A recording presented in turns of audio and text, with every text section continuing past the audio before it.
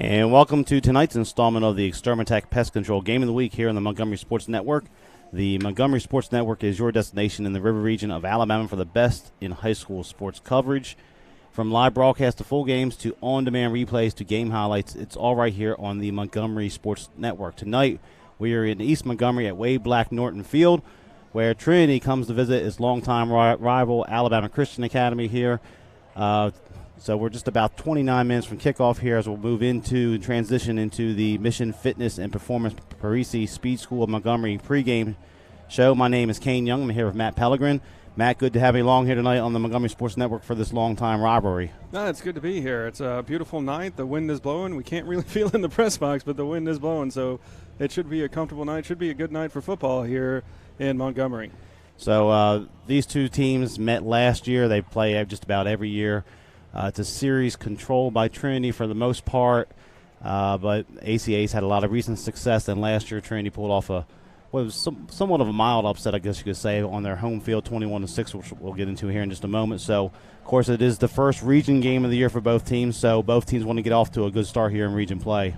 Yeah, playoff implications already in September. Trinity won last year, as you said, on their home turf. Alabama Christian looking to avenge that loss and make it 3 out of 4 in the series. So we're going to take a moment here to thank our sponsors on the Montgomery Sports Network. We could not broadcast without them, so we ask you to please visit them and tell them we sent you there. So we'll start off with our title sponsor once again this year, Extermitech Pest Control. It's a locally owned and operated. Extermitech Pest Control is a small, passionate, and powerful team voted the best in Montgomery. If you have bugs bugging you, call Extermitech. They have been bugging the competition for over 15 years. Call 334-209-4590. We'd also like to thank attorney Matt Matthews of ProtectingAlabamaWorkers.com. Workers' compensation attorney Matt Matthews has many years of experience litigating workers' compensation cases in Alabama. If you are hurt on the job, he can help you get the benefits you deserve. Visit ProtectingAlabamaWorkers.com or call 334-721-4878. We'd also like to thank Mission Fitness and Performance Parisi Speed School of Montgomery, athletes and coaching staffs. If you want your team to train with the best sports performance program in the area, talk to Mission Fitness and Performance, home of the only Parisi Speed School in Alabama. Find out why Parisi Speed School has been the industry leader in sports performance training for 27 years. Located right here in the river region, call Mission Fitness and Performance at 334-318-3639. Visit missionfit.com. We'd also like to thank the Hank Williams Museum. This 6,000 square foot museum is located at 118 Commerce Street.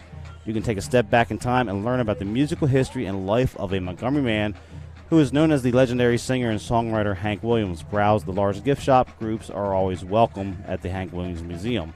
We also like to thank Chris's Famous Hot Dogs. Chris's is celebrating its 102nd year in business in the capital city, located just steps from the state capitol at 138 Dexter Avenue. Chris's also caters. Have hot dogs at your next meeting or event. Chris's Famous Hot Dogs. Taste the tradition. Call orders in advance, 334-265-6850. And here's Matt with the rest of our sponsors. Yeah, Mid-State Burglar Bars and Ironworks. Mid-State Burglar Bars and Ironworks is a local owned and operated business. They've been in business since 1985 and serve the Montgomery and the surrounding counties. Mid-State builds and installs burglar bars, AC guards, hand railings, fencing, storm doors, and more. Make sure to check out the decorative handrails, a true work of art. Call Mid-State at 334-313-9015. That number is 334-313-9015. La Zona Rosa Mexican Cafe, located at 2838 Zelda Road. That's 2838 Zelda Road. Minutes from downtown Montgomery, is one of the area's finest Mexican restaurants. Check out their great build-your-own lunch and dinner selections and updated menus. Make La Zona Rosa your choice for authentic Tex-Mex and Salvadorian cuisine, open Monday through Saturday. And to get in touch with them, call 334-274-1153. That's 334-274-1153. Delta Printing and Sign Company. Delta Printing and Sign Company opened in 1979 and is still local and family-owned. As a second-generation business, they have stayed true to their roots. They get to know their customers and take pride in helping meet their printing needs and stay within their budget. Their goal is same now as it was when they first opened, to provide a quality product at a competitive price accompanied with exceptional customer service. So remember, no matter what it is, when you need signs, printing, direct mail, let Delta do it. Call 334-271-COPY. That's 334-271-COPY. And now we'd like to thank our media partner, the stations of Blue Water Broadcasting, News Talk 93.1, KISS FM 97.9 Jams, Bama Country 98.9, Yo 100.5, Classic Country The Possum 104.9 The Gump, and 107.1 The Vault. They are local folks helping local businesses. Call them today and let them help your business. Their number is 334-244-0961. That's 334-244-0961. A big thank you to all of our sponsors. We couldn't do it without them. Please help support them. And we'd also like to thank one more sponsor, Mac the Camera Guy. Visit MacTheCameraGuy.com for all your photo booth needs and accessories. He can help you out if you're staging events for a business, for a prom, a wedding event, a birthday party. Visit MacTheCameraGuy.com for all your photo booth and needs here, located locally in Montgomery. We thank all of our sponsors. We could not broadcast without them. They help us put on a good show each and every week. Also, if you want to follow us, you can go follow the Montgomery Sports Network. You can go to Facebook and like our page there on Facebook. A lot of you have been doing that here in the last few weeks. We got a number of likes up into the thousands here recently. You can go to Twitter and follow us at MyMGM Sports. Also on Instagram, the same handle. You can go to YouTube, search Montgomery Sports Network. We have game updates, sponsorship info, highlights, replays of past games, archive games. So anywhere you are located, you can watch us. If you have relatives that want to see, their son or your son play or whoever out here each and every week, you can look at the old broadcast of the games, or you can watch us live wherever you're located here. In pretty much the United States or anywhere else, go to YouTube and so forth, or you can go visit our website, mymgmsports.com, and all that information is there. You just have to scroll down. It also has our schedule for the upcoming weeks, which we'll get into here a little bit later on as we move down the road. So we're about 22 minutes or so from kickoff. ACA's band has just made their way in, and we're going to focus here on our keys to the game tonight between Trinity and Alabama Christian Academy. Trinity, the visitors, coming in here to making the short drive, about 3 miles over here to Wares Ferry Road for this contest. We'll start with Trinity. First key tonight, we're going to talk about having a clean start for the Wildcats. Yeah, the Wildcats were down 14-0, 7 plays into the contest last week at home. And that's just something you can't do, especially at home, but anytime, and expect to have a positive outcome at the end of the night.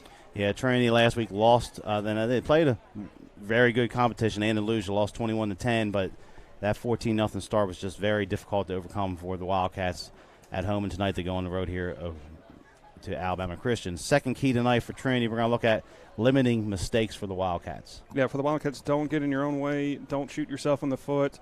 We talk about, costly penalties, procedural penalties, pre-snap penalties. These are things you want to look to avoid, especially when you're on a road in a hostile environment, especially playing in a rivalry game. Don't shoot yourself in the foot.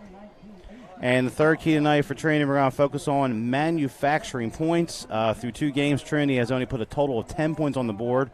Of course, they played some pretty good competition. They were shut out in their first contest, and the second game against Andalusia, as we mentioned just a minute ago, they only put 10 points on the board. Like I said, you just got to find a way to grind out points. Whether it's long drives, whether it's even kicking field goals, just try to get points on the board to make sure you come away with positive drives. And just, like I said, just grinding out ways to find points. They've only scored 10 in 2 games, and that has got to change, especially moving forward. And we'll focus the attention here to the homestanding Eagles of ACA, located in Wares Ferry Road here in Montgomery. Alabama Christian Academy, we're going to focus first on their quarterback, Go On Jalen Clark, with all due respect to Funny Man and his Go On Jalen videos each and every week. Yeah, Jalen Clark on the season, 7-12, 118 passing yards, 16 carries for 90 yards. He's got 2 TDs versus 5 versus sacks. Oh, 5. I'm sorry. 2 TDs versus sacks. I lost my train of thought for a second. The wide receiver convert to quarterback this year. has looked good in 2 games. Dual threat, so we'll see him. He carried a bunch of the workload the last couple weeks. One victory and 1 defeat for ACA so far. We'll talk about him as the night goes on. Second key tonight for the Eagles will be to defend their turf. That's right. It's a home game. It's a region game. You're playing an arch rival. This team upset you last year when you went to their place. You need to get your bragging rights back. And if you do that, they will start the season 0-3. You will start the season 2-1. And come playoff time, that can make a big difference on where you go and where they go. And that ties into our third key tonight, bragging rights, as you mentioned, Matt. These teams know each other. They live with each other. They go to church together. They know their opponents. It's a series that's been controlled for the most part by Trinity all time. Trinity leads at 25-7, but as you mentioned there when we came on the air, 2 of the last 3 have been victories for ACA. They're gunning for 3 out of 4 here with a little recent success against the Wildcats. Yeah, and Trinity's hungry right now. Trinity is very much determined not to go 0-3 as they look to pick up their first victory of the season. They have controlled the rivalry in the past, and I don't think they're overlooking ACA tonight, but they may have in their big brother, little brother mindsets. Just depend on if you're like a Michigan State fan. The little brother comment might motivate ACA, or if you're Trinity, you want to re-exert your dominance over this rivalry. So ACA, we'll talk about region play with ACA and Trinity. This is a Class 4A Region 2 matchup. First region game for both teams. So even though they had the 2 weeks of competition there, they're basically going back to scratch, 0-0 at this point. Talk about how important potentially a head-to-head victory for one of these teams could be down the road for them. Well, the head-to-head matchup will determine where you are in the playoffs, whether you have to travel to their facility or if they have to travel to your facility, or even the Region 2 standings, whether you make the playoffs or not going forward. Like this game down the line could cause a snowball effect for Trinity, could cause a snowball effect for ACA. You never know with what the season will bring. It's a cruel and beautiful game at times, and sometimes you just get momentum going opposite you. You get little things that just don't work out, and week and week that can build. So you need to take care of the things you can take care of when you can take care of them, and that moment is right now for both schools. But they have to have in the back of their mind come October, November, that this game is going to help determine where they're playing in the postseason. And last year, Alabama Christian was the 3 seed. This is a very difficult region, Region 2, Class 4A. Alabama Christian was a 3 seed. Trinity was the 4 seed. And not to pretend I'm a great prognosticator, but we've sat here and had ACA in Week 11 last year. And we kind of went out on a limb and said that all 4 of the teams from this region could win playoff games, and that's what happened. Headland went out, won their game, again, and Montgomery Catholic won their game at home. And then Trinity and ACA both went on the roads as the 3 seed for ACA, the 4 seed for Trinity. ACA went on the road, won at Lincoln. Trinity went on the road, beat Hanley. Both teams lost in the second round to some great programs, UMS Wright and Hillcrest Evergreen. But again, this is a region that has proven themselves come postseason play and have shown they've been able to advance. So, getting back to your point, both teams went on the road. Both of them would love to have a home game somewhere down come November here in Alabama. Oh yeah, the Region 2 Class 4A is, you can make an argument one of the toughest conferences in just the state, just because of the location of Montgomery, how close these teams are. Like you said, how they live together, go to church together. Probably went to other schools together, and then they've come to their respective schools now.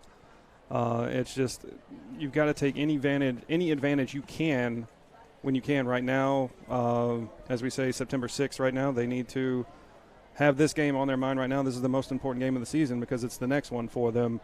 But even more importantly, going into the future, like we said, October, November, when playoffs start, this will be like a benchmark. This will be a mark during the season, or like I can't think of the word right now. A milestone. That's the word I'm looking for. A milestone game for both teams, especially to determine how the rest of their season is going to go. And once again, just remind you, you're watching the Mission Fitness and Performance Parisi Speed School Montgomery pregame show here on the Montgomery Sports Network, as we're just about 15 minutes or so from this kickoff between ACA and Trinity. Now, the coaches for these teams, the head coach for Trinity is Barry Loyal. The head coach for ACA is Nate Sanford. Both coaches enter their third season. Coach Loyal, 9-15, he's in his third season, 1-1 in the playoffs. Coach Sanford, 15-12 overall here as he's in his third season, 3-2 in the playoffs over the last couple seasons. Trinity, traditionally very strong. Coach Loyal basically had to replace a legend when he took over there. For both these teams, though, the schedule is going to pick up as we go along in the next couple weeks. Alabama Christian Academy will go on the road to Montgomery Catholic, who is currently number 4 in the state in Class 4A. And for Trinity, they got to play the defending champs at home next week, Headland, and then they get Montgomery Catholic at home the week after that. So, neither of these teams want to go 0-1 heading into that gauntlet in the next couple of weeks. And it's even bigger for Trinity because if they lose tonight, they could be staring down the barrel of 0-5 on the season with Headland and Montgomery Catholic coming up as well. And like you said, sometimes you don't want to replace the legend. You want to replace the guy that replaced the legend. And Coach Loyal has done a good job in his first 3 seasons to continue the excellence at Trinity. And for Trinity, last year they played a lot of home games late in the year, used that as a springboard into the postseason. This year kind of flip-flops. They have 4 of their first 5 at home. Then they go on the road. They get Montgomery Academy in a non-region game. They go to St. James late in the season. That's a non-region game, but they got to go to Dale County. They got to go to BTW, Tuskegee, Booker T. Washington now, Tuskegee. For ACA here, they go to Montgomery Catholic next week. That's a game you can see here on the Montgomery Sports Network. We'll be over there for that contest. And then their schedule's kind of balanced down, home games here and away games. But for both teams, want to get off on the right start here, the right foot to start the 2019 region play. We'll also talk about a little bit about the weather. So we are in the press box, very warm, very hot. It has affected some of our equipment here tonight, so you're not seeing any graphics right now. We'll kind of add that stuff in later on potentially here as we fix the broadcast for the archived version. So you're not going to see any of that, so we'll try to keep up with the score time and that as we go on here, down and distance and all that. So we apologize for that, but it's very hot in here to just if for those of you not watching from far, Montgomery's had 90-plus degree weather, 96, 97, 98. They're issuing a heat advisory tomorrow for Tuscaloosa and Auburn, and Alabama's playing in the middle of the day, and Auburn's playing a little bit in the evening, 6:30. So hydration, a key for both these teams, keeping players fresh. They will have a heat timeout at the 6-minute mark of each quarter mandated by the Alabama High School Athletic Association. But how big of a factor is conditioning and hydration going into this contest as for both these teams? As some of these guys are going to end up going both ways a little bit. And it's a huge role. It'll be 92 degrees at kickoff today, maybe 94 in the press box, just with all the equipment and the lack of air conditioning. But it's huge, and it's a great thing that the AHSAA has adopted, giving the water timeouts, just for the simple fact that we want to keep these kids safe. We want to keep them hydrated. We want to keep them on the field so that they can play into the fall when it cools down.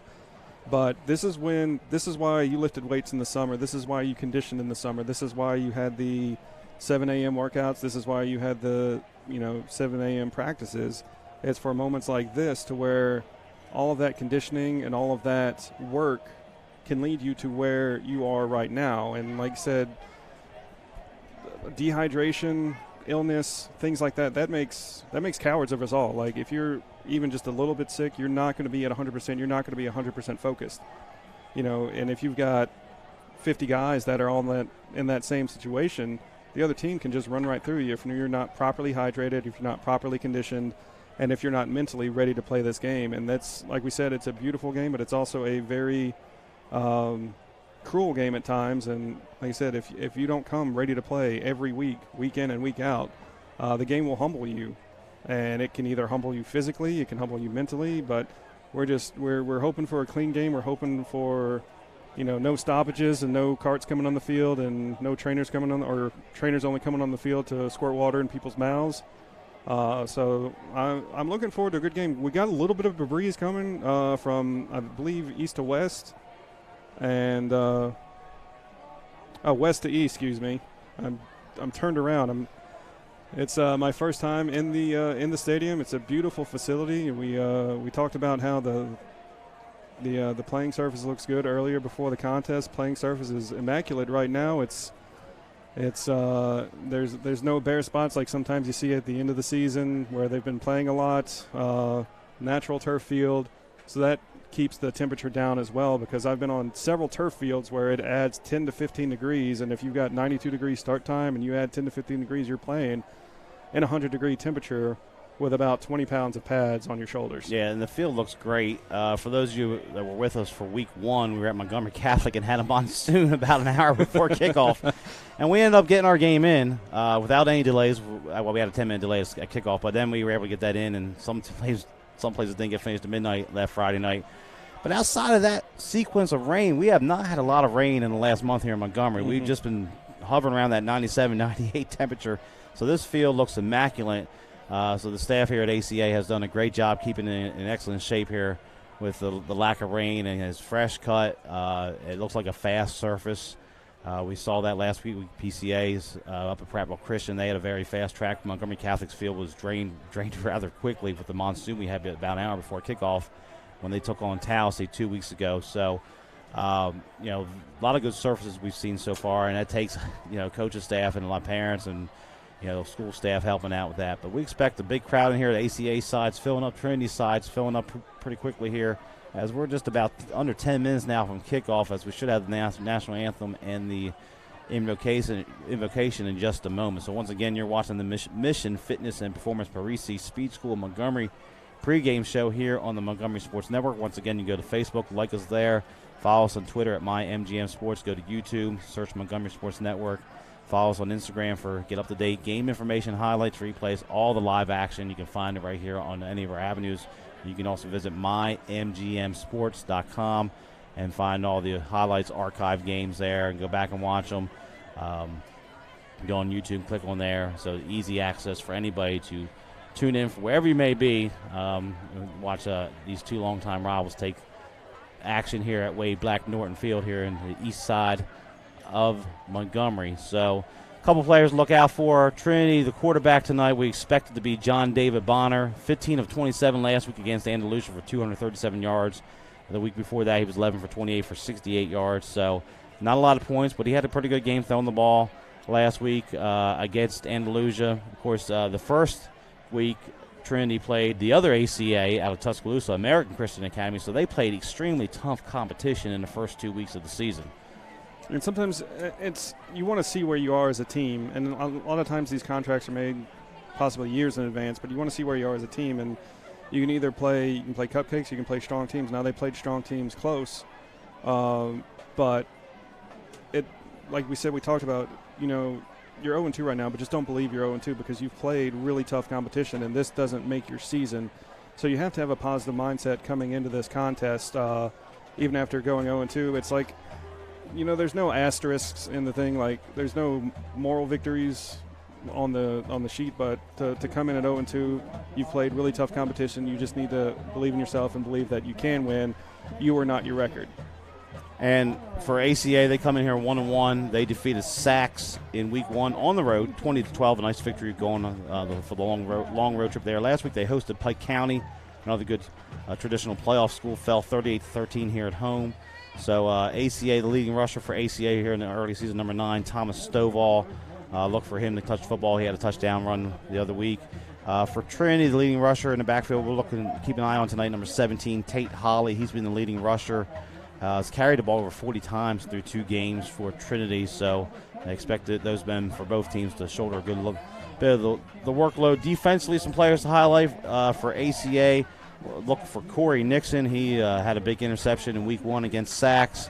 We'll also look for number 45, Brian Farrington, and Landers, number 25. And Stovall will probably play some defense. Here at the lower level, we'll see several guys go both ways at this level, maybe compared to some of the 6A and 7A games we broadcast later in the year. For Trinity, Griffin, Sanders, leading tackler coming into this contest through 2 games for the Wildcats. Also, keep an eye on number 24, Jim Portis out there, as the captains are making their way to the center of the field here for the coin toss. So we'll kind of zero in there and try to keep an update here, almost a play-by-play to a degree, to see what happens with the opening coin toss for these two teams. But Trinity decked out in their all-white tonight with those stripes. Very clean look. ACA going with the opposite, the all-maroon. I've noticed Matt obviously a lot of the colleges post their uniform combination for each week. These teams have 25 uniforms. Of course, Alabama and Auburn don't have to do that. So they have two. They have two. It's the same every week, as it's been for 125 years for both schools. But I know some high schools doing that too. On my Twitter feed lately, they're sending out the combo. They're hearing that. So a real traditional look for both teams coming out here. It's real clean. I know for my sake, I had the black numbers on the gray uniforms the last couple of weeks. That's always tough to figure out. So a good look for both teams as they're getting ready to go to midfield here and get the coin toss. Yeah, I am digging the numbers as a sports information person who also has to do stats a lot of the time. Being able to see numbers cleanly is a big factor in being able to do your job well. I remember I worked the South Region basketball tournament last February. And I think it was Auburn High School might have had black jerseys, dark charcoal gray jerseys with black numbers on them, and could not make out. So we just had to kind of figure out, like, okay, this girl has a ponytail, so she'll be number 15. This girl has her hair down, so she'll be, number 5. It was tough sledding throughout the competition. We were able to get through it, but these numbers, like you said, ACA wearing maroon jerseys, gray helmets, white numbers, white trim. Trinity wearing white jerseys, blue helmets with the big old paw on the side, blue numbers with a little bit of red trim, it looks like, a little bit of red piping around the numbers on the Trinity side of the field. And for those who are unfamiliar with the area here, we're on Wares Ferry Road, basically eastern half of Montgomery, maybe become more center of the Montgomery here in the modern age, but located right near Faulkner University. There's a game tonight at Faulkner University over John Marks Stallings Field where Prattville Christian is playing at Pike Road. Pike Road Stadium not completed yet. The newer school out there, so they are still having some home games in different areas. So we're literally a stone throw away from another contest as the captains start making their way to the center of the field here on the Eagle at Wade Black Norton Field, as both teams have entered the stadium now with ACA off to our left and Trinity off to our right here to the west side of the field. As the captains are out there, we'll try to keep an eye on here as what the decision will be for whether to kick or receive. As the sun beginning to set off to the west, temperature maybe dropping a degree or two, hopefully. So, as it's been a hot day. Not a cloud in the sky this evening. There was not a cloud in the sky yesterday. You and I were both at the playoff game here in Montgomery, the Biscuits game. It was a good night. Not a cloud in the sky. There was a good breeze. It was a good weather night. It was a good weather night. Not a good night for the Biscuits. They're tied 1-1 in their playoff series. A lot of us here on the Montgomery Sports Network, we also work for the Biscuits part-time. So they were up in Jackson, Tennessee for Game 3 of their playoff series. They'll be back in Montgomery for Game 4. I'll tell Tommy to have Jared send me some money for a free plug there, but but basically it was a good night, nice evening with the wind blowing. And it's kind of the same here tonight, even though we're kind of blocked in with here in the press box. But good breeze out there. We see the flags off in the distance blowing towards the from west to east, as it looks like ACA is gonna, I believe, receive the kickoff. I didn't receive much of a gesture there from the head official, the white hat, as the captains are shaking hands, and they'll return to their respective end zone. Once again, remind you, you've been watching here on the Montgomery Sports Network our pregame show, which is sponsored by Mission Fitness and Performance Parisi Speed School of Montgomery. You can call them at 334-318-3639 or visit missionfit.com to help you out there with your speed and the players and coaches, as the teams have their banners ready. Both teams have custom banners, it looks like, so they're ready to go. It must be – a lot of times these student sections have theme nights, and I can tell you right now what the theme night is here for the Trinity students. It must be jersey night, because there are tons of NBA jerseys off to our left here. A spot of Kyrie Irving, Joel Embiid, Mitchell from the Utah Jazz. I mean, man, there's all kinds of stuff. There's some old school Allen Iverson, Denver Nuggets stuff happening down there. So as ACA, Russell Westbrook Thunder jersey. There's the That's field. going old school. So there's some Patriots jerseys and some, of course, Cam Newton and Alabama Auburn jerseys. So a lot happening there. ACA on the far side there, they may have some country theme going on. I see some guys in jeans and I thought I saw the KISS logo on there for a second, but I wasn't sure what I was seeing. So both teams take the field as we'll get ready to kick things off as the pregame clock hits 0. As this contest will get underway. Good crowd on hand here. Trinity side has filled up nicely. ACA side on the far side of the field filling up also as we'll get ready to kick it off here from East Montgomery. We're going to listen in here for a moment for the national anthem as the teams will line up and they'll perform the national anthem, the flag off into the far end zone to our left corner. So we'll listen into that as the ACA band will play the national anthem. On behalf of the Alabama High School Athletic Association, the Board of Directors of ACA, and Head of School, Dr. Mr. Overman, we welcome you to Wade Field here at Alabama Christian Academy where sportsmanship is an expectation. And the stride let the players play, the coaches coach, officials officiate, and the spectators are positive. Tonight's matchup pits the ACA Eagles against the Wildcats of Trinity Presbyterian School. We ask that you now please remove your hats, stand for the invocation, and remain standing for the national anthem. Tonight's prayer will be led by ACA grandfather, Mr. Paul Scott, and the national anthem will be sung by ACA junior Miss Tia Coker. Let us pray. Our most gracious and loving Heavenly Father, we're so thankful for this beautiful evening to have this contest. We pray, Father, for Trinity and ACA and our players, our cheerleaders, our band, the officials, and the fans in the stand, that we all will conduct ourselves in the proper manner, and that includes playing hard on the field. Father, we ask that you protect these athletes from injury tonight. We ask, Father, that you continue to bless us and that we continue to follow your word. We pray that the Holy Spirit will work within all of us. In his name we pray. Amen.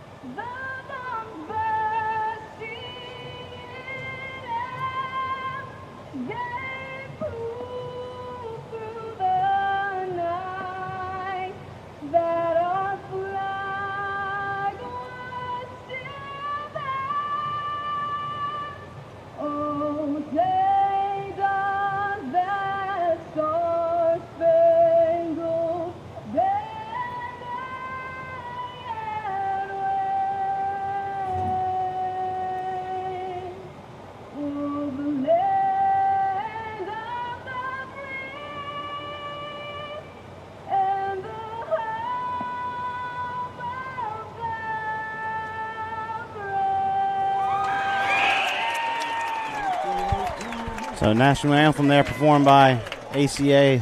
Young lady over there doing a nice job as we are ready for kickoff here between Alabama Christian and Trinity. Wade, Black, Norton Field, East Montgomery. Class 4A Region 2 contest to get the Week 3 of the season started here for the Alabama High School Athletic Association. As it looks like number 8, Winston Luke Adams will kick it off for Trinity.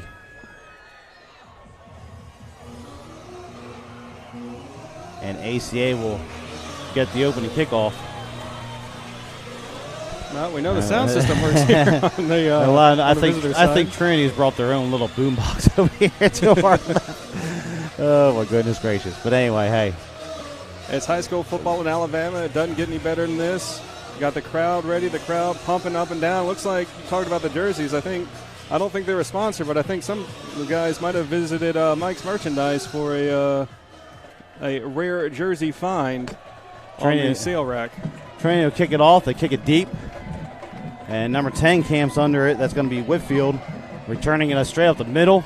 And gets across the 20 out to about the 24-yard line where it'll be 1st and 10 for ACA. Yeah, tackled by Jim Portis. Nice form pack. He shed a blocker to get to the runner. Runner actually kind of ran into the back of his own blocker. Just got a little excited for the opening kickoff, but it'll be ACA 1st and 10 at the 24-yard line. So 1st down and 10 here for ACA as we get this game underway. We'll probably see ACA huddle up a good bit. We noticed that last year they were able to do that. Kendrick, number 5, out there, along with Hunt at receiver. Get things started. Clark is in the backfield as they're going to motion fullback there, 45. We're going to get a handoff on the first play of the game. And Trinity's the ball's loose on the ground, and it's recovered by Trinity. So a big break here for Trinity. One of the things we talked about in the pregame show, trying to find a way to manufacture offense. Opportunity presents itself early for the Wildcats. And it was Jim Porter who made the recovery. It just was not a clean handoff between Clark and Whitfield in the background, and that ball was out as soon as he hit the line, and Porter didn't cause it, but he's the one who recovered it, and it's Trinity ball. Looks like right at the 20-yard line, so right off the bat after one play, they are in the red zone. So 1st and 10 for Trinity. The quarterback, John David Bonner. He has Holly, the running back, offset to his left. The traditional spread look. Bonner's going to look to put it up there. Going for it all in the corner of the end zone. It's called over here on the near side by number 11, Jake Huffman, for a quick touchdown for Trinity. And I don't think the coaching staff could have drawn it up any better to start the game. They get the turnover. They go for the quick strike. They're playing with house money at this point at the 20-yard line of their opponent after the fumble. It looked like just a simple go route with 2 receivers on the left running straight towards the end zone. Bonham just put a beautiful ball out there, and the catch was made, and it's 6-0 Trinity. Adams on to attempt the extra point maybe. At the side look here. Then they'll move the line back for the traditional look. As quick strike here for Trinity, just what the doctor ordered for the Wildcats, a team that struggled to score in the first 2 weeks. Snap, spot, kick is up, and it is good. So lightning strikes quick for the Wildcats. We're just 22 seconds into this contest. A reversal of what we saw last week for Trinity. They lead us 7-0. We'll keep it right here for the moment. Matt, we talked about it in the pregame almost ad nauseum, the struggles. They scored the 10 points in 2 games. Of course, they played very good competition, but here the defense sets the tone, gets the turnover, and one play, 20 yards, Bonner to huff them, and it's 7-0 just like that. Between Alabama Christian Academy and Trinity, what's the old Bible verse, iron sharpens iron? Trinity played teams that made them sharper. They took some lumps, they took some beating, but that's how you make iron. You got to beat the steel and shape it, or beat the iron and shape it into what you want it to be made into. And they took advantage. I love the call going for the quick score right after the turnover, catching the defense who was just kind of mentally not into the game, it looked like, just yet. They get the touchdown and they get to kick off, and that also means that they will get the kickoff to receive, or the kickoff to start the second half. So like we said, they were playing with house money, going for it all on that first play. So back deep again, Whitfield. And that kid's going to go to the far corner and hit, and it'll be a touchback. So we talked about that a little bit. The kicking game, when you have a high school level, then you just make teams go 80 yards like that and put it back in the end zone. That is such a weapon here at this level, especially Class 4A. Yes, and you don't really see that. Like you said, you don't see it. You usually see like sky-high punts that go to about the 15 or 20, and then you have returns. But if you can basically save your special teams, which a lot of those guys play offense and defense too, if you can save them from collisions and having to make tackles, that just helps you build throughout the game. That keeps you fresher throughout the game. And if you're going both ways, it's a especially effective weapon, like you said. So Clark going to take it himself this time, try the left side of the line. And not a whole lot happening there as Trinity stands it up. Basically, he may have gained a yard on the play. Jalen Clark, the quarterback. Yeah, it looked like Watkins Johnston and Jacob McMillan, or Mays McMillan, were on the tackle. Also Portis in there as well. Trinity doing a really good job of attacking the ball carrier.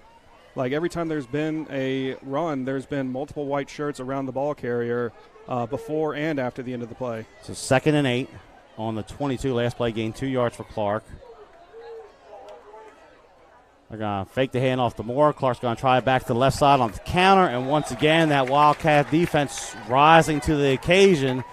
Not much happening there. May have got it back to line of scrimmage, and that's it for Clark. Colton Fuller in the backfield. He was a team captain tonight. He makes the play in the backfield on the elusive Clark.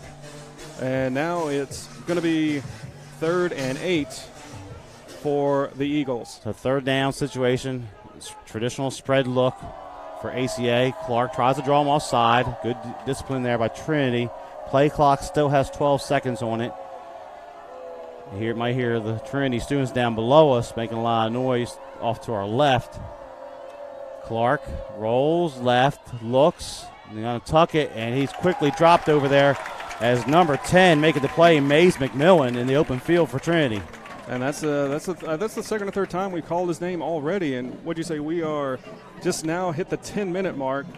So with 10 minutes and counting down, looks like ACA is going to have to punt. And that just Trinity's defense just looks inspired today. They smelled that blood in the water on that first fumble, and they have just been playing out of their minds to start this contest. So 4th down, Ladner back deep to receive for Trinity. And looks like Clark will also do the kicking. Oh, the snap gets over his head. It's rolling into the back of the end zone.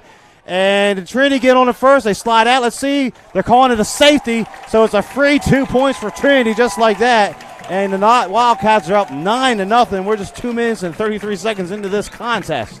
And I believe it was 21, Kyler Williamson, who was putting the pressure on. Clark had the snap go over his head. There was really nothing he could do about it. He needed to be about 6'7" instead of 6'2".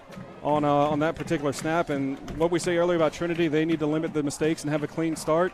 We should have been saying that about Asheville Christian tonight. I can't imagine a worse start for a team, especially playing in their home stadium against a rival.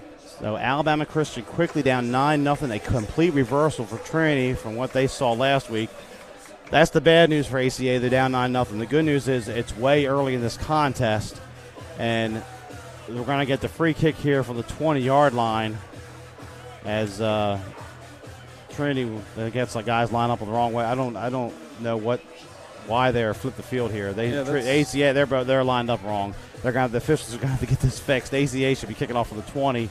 Trinity's return team is racing down towards the goal line to the wrong end, so they're going to have to get this flipped around. But ACA will get the free kick here from the 20-yard line. But Trinity is essentially equaled his point total through the first 2 weeks here in 2 minutes and 33 seconds, 9:27 left in the first quarter. If you weren't with us on from the outset, having some issues with our graphics, the heat in here, rather extreme in the press box, so we'll update as we go. We'll try to add that in on the archive broadcast here on the Montgomery Sports Network as you're watching the Extermatech Pest Control Game of the Week. As for ACA getting ready to kick off here, Kobe Keel will be kicking off a tee, kickoff style from the 20. And back deep will be number 4, William Roberson. He's standing at just past his 30-yard line at the moment. So they'll kick it off. You have the option to punt or kick after the safety. ACA is going to kick it off the tee, as Matt said, and that kick is deep. And camping under at about the 25 will be Roberson. He's going to work back towards the middle of the field. And ACA seems to be there, and they got him swarmed under at about the 37-yard line where it'll be 1st and 10 for the Wildcat offense. Yeah, 25, Corey Landers was the first on the scene. Then there was a host of maroon shirts to wrap him up, but not the prettiest of catches on the fielding, but he didn't drop it, and he was able to get probably about 5 yards on the return. So still pretty good field position to start. It looks like they're starting from their own 38 is Trinity. So 1st and 10, the quarterback, John David Bonner, 1 for 120 yards to the TD to get things started. So they'll come back out. The Wildcats, they'll actually have a blocking back in there this time. Looks like Holly is offset to the left with Bonner in the backfield. And Holly's going to get the handoff, comes to the near side, has some room across the 40, switches the ball to his outside hand, and finally dropped it about the 42, 43-yard line. As it looks like number 3, Corey Nixon, making the tackle for ACA. Yeah, Nixon was the captain in the contest tonight. Good open field tackle, gain of about 6 yards. So it'll be 2nd and 4. 2nd and 4, clock moving, 8:50 left, first quarter. And again, Trinity keeps Holly offset to the left. They're going to motion Roberson back to the right side, the wide side of the formation here. 4-man front for ACA. Holly's going to get the handoff, lowers the shoulder, plows his way across the 45 to the 46. It's going to bring up 3rd down and short for the Wildcats as the ball, he actually got a very good spot there. It's going to be 3rd down, ball resting just at about the 47-yard line. Yeah, Brian Farrington on the tackle that time. Just a good power play. Didn't get a lot, but it shows that you can get positive yardage even when they know you're going to run. So 3rd and 1. Again, this time over a pistol look with the blocking back in there for Trinity. Holly gets it, tries the right side, and he's going to be dropped behind the line there. ACA defense make it a play in the middle of the field on the 3rd and short situation and bring a 4th down and a decision time for Trinity. Yeah, that was Brian Farrington again and joined by Miller McCarthy. And then Trinity quickly to the line. This maybe is an attempt to draw him offside. Play clock has 28 on it. For those of you not, now they're bringing the punt team in.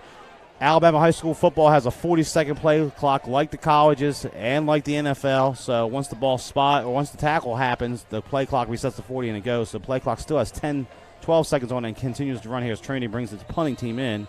And now we have a timeout taken by the Wildcats. So our score here in the Montgomery Sports Network Extermatech Pest Control Game of the Week, it is Trinity 9 and ACA nothing. 7:25 left in the first quarter. Yeah, and I think this is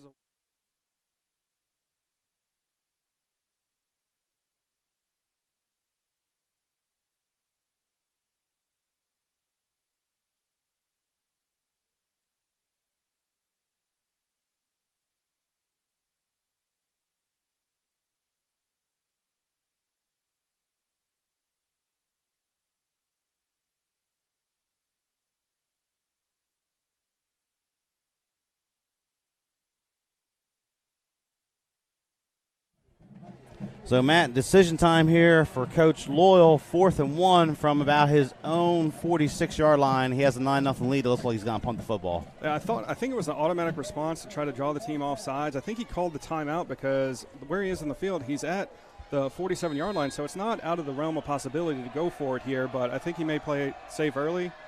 And no one back deep for ACA. They were playing straight defense there. That kick's going to roll inside the 10-yard line, so the field position battle here being won by Trinity in the early going, as that kick's going to be sitting down there at about the 6 or 7-yard line to get things started. Preston Berry with a coffin corner kick, and like I said, I think ACA was thinking the same thing I was. They took the timeout. They thought they might come out with a trick play or with just something to try to get a yard because it was at the 47-yard line, but now I believe it's at the 6-yard line. 6-yard line of ACA, and they find themselves in a hole once again. Hope you don't have any snap issues in this. Like we said, you don't want to shoot yourself in the foot. We talked about that with Trinity, but ACA needs to regroup quickly. Maybe have like a little meeting on the sideline just to calm down and say we're only down 9 and so many bad things have happened. We're still in this. So 1st down, Clark's going to throw it out here to the near side. It is complete. But again, that Trinity defense is all over the place trying to strip the football there.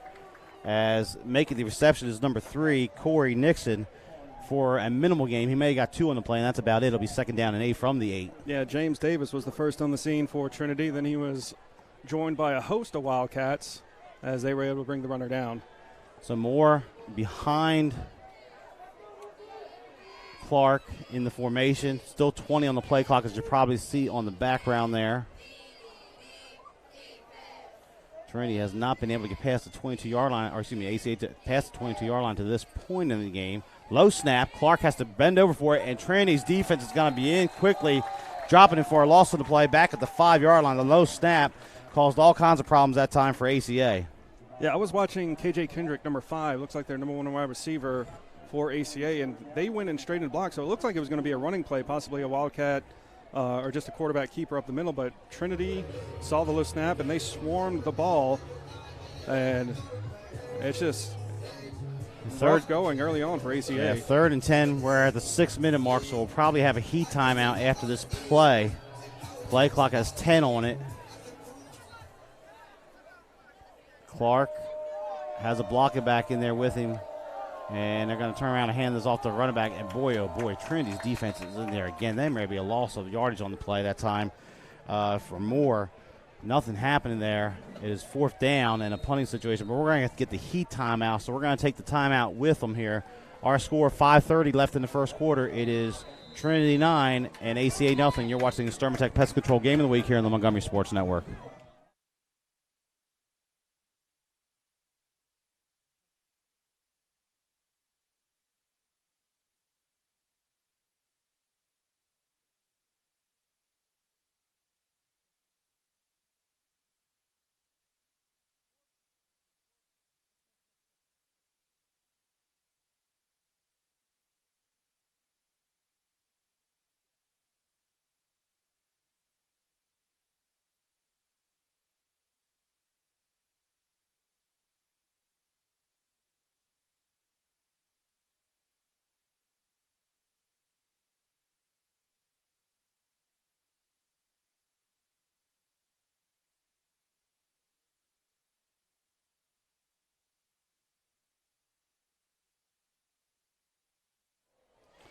So 4th down punting situation here after the heat timeout. Clock officially stopped, 5:27 left first quarter. So Alabama High School Athletic Association, with the temperature being so hot for the first few weeks of the season here, August going into September, they take a mandatory heat timeout at under the 6-minute mark after the last play.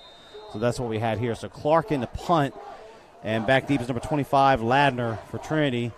This kick gets away. Ladner's going to have to go chase it on the bounce, and it's going to roll out of bounds at the 48-yard line. So an effective punt, a 43-yard punt for Clark, as Trinity will take over, though, with good field position. Another high snap that Clark had to corral. This time he was able to get up and grab it, and he just got it off the side of his foot.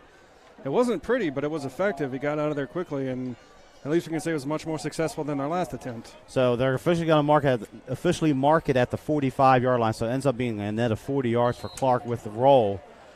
But Trinity, you can't script this any better for the Wildcats here, for Coach Loyal and company. Here they are, their 3rd possession. They're starting in ACA territory at the 45-yard line. They're going to come 3 receivers to the near sideline on this occasion. Bonner's going to look to throw. He's throwing his quick screen back over here to the near side. It is caught by number 11, Huffam, and he is dropped behind the line for a loss of 1 on the play. Nice defense that time by ACA. Yeah, Preston Perry, he was the team captain to start the game. He gets out there, and like you said, it's going to be they just moved the ball to the 46-yard line, so loss of a yard. Huffman's second catch. First one went for 20 and a touchdown. That one loses a yard here, 2nd and 11. This time more of a traditional spread look, as number 9, Ellis, goes in motion to the far side. And they're going to roll the pocket to the right. Bonner looks, throws out there, has a man open. Looked like he was trying to hit Handy on the far side. It goes off his hands, out of bounds, incomplete, and bring up 3rd down and long for Trinity. Yeah, rolling to his right. They move the pocket. I think they're maybe worried about the pressure that ACA can bring up front. So they're trying to get either quick shots or moving pocket, and that time he just overshot his receiver by about 2 feet. If he takes a little bit off that, that's a nice gain for the Wildcats. Trinity quickly back to the line. Still have 15 on the play clock. Now they look to the sideline for the signal. They got a coach and a player down here giving signals. Obviously one's the real one and one's giving just a dummy signal. But 3rd and 11. And low snap. Bonner corrals it. Throws out here to Holly as a safety valve. Holly makes the grab. Oh, nice block there as Holly runs down near the 1st down. But there's a flag coming. That's probably going to be a blindside block. Maybe a block in the back, but that was a big hit as Holly got near the 1st down on the reception. We'll have to wait and see what the flag is. The flag came from the back judge. Yeah, Coleman Ellis.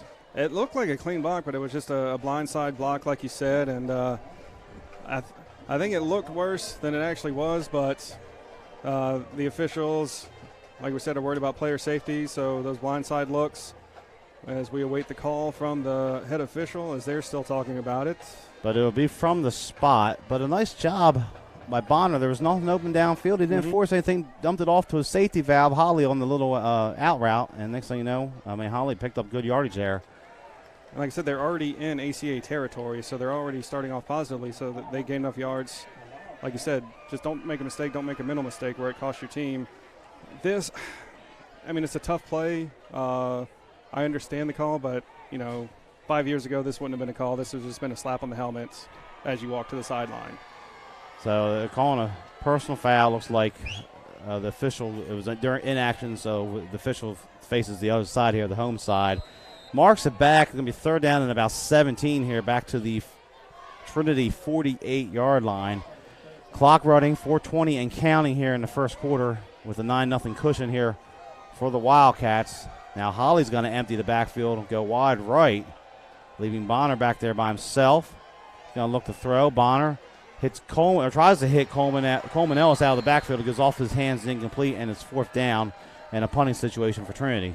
Yeah, it looked like they tried to go 5 wide, they went 4 wide with Ellis in the tight end position, just trying to run a drag route across the middle, get the wide receivers to empty out the middle of the field to defenders and hit him on a crossing route, and hopefully he can pick up positive yardage after the catch.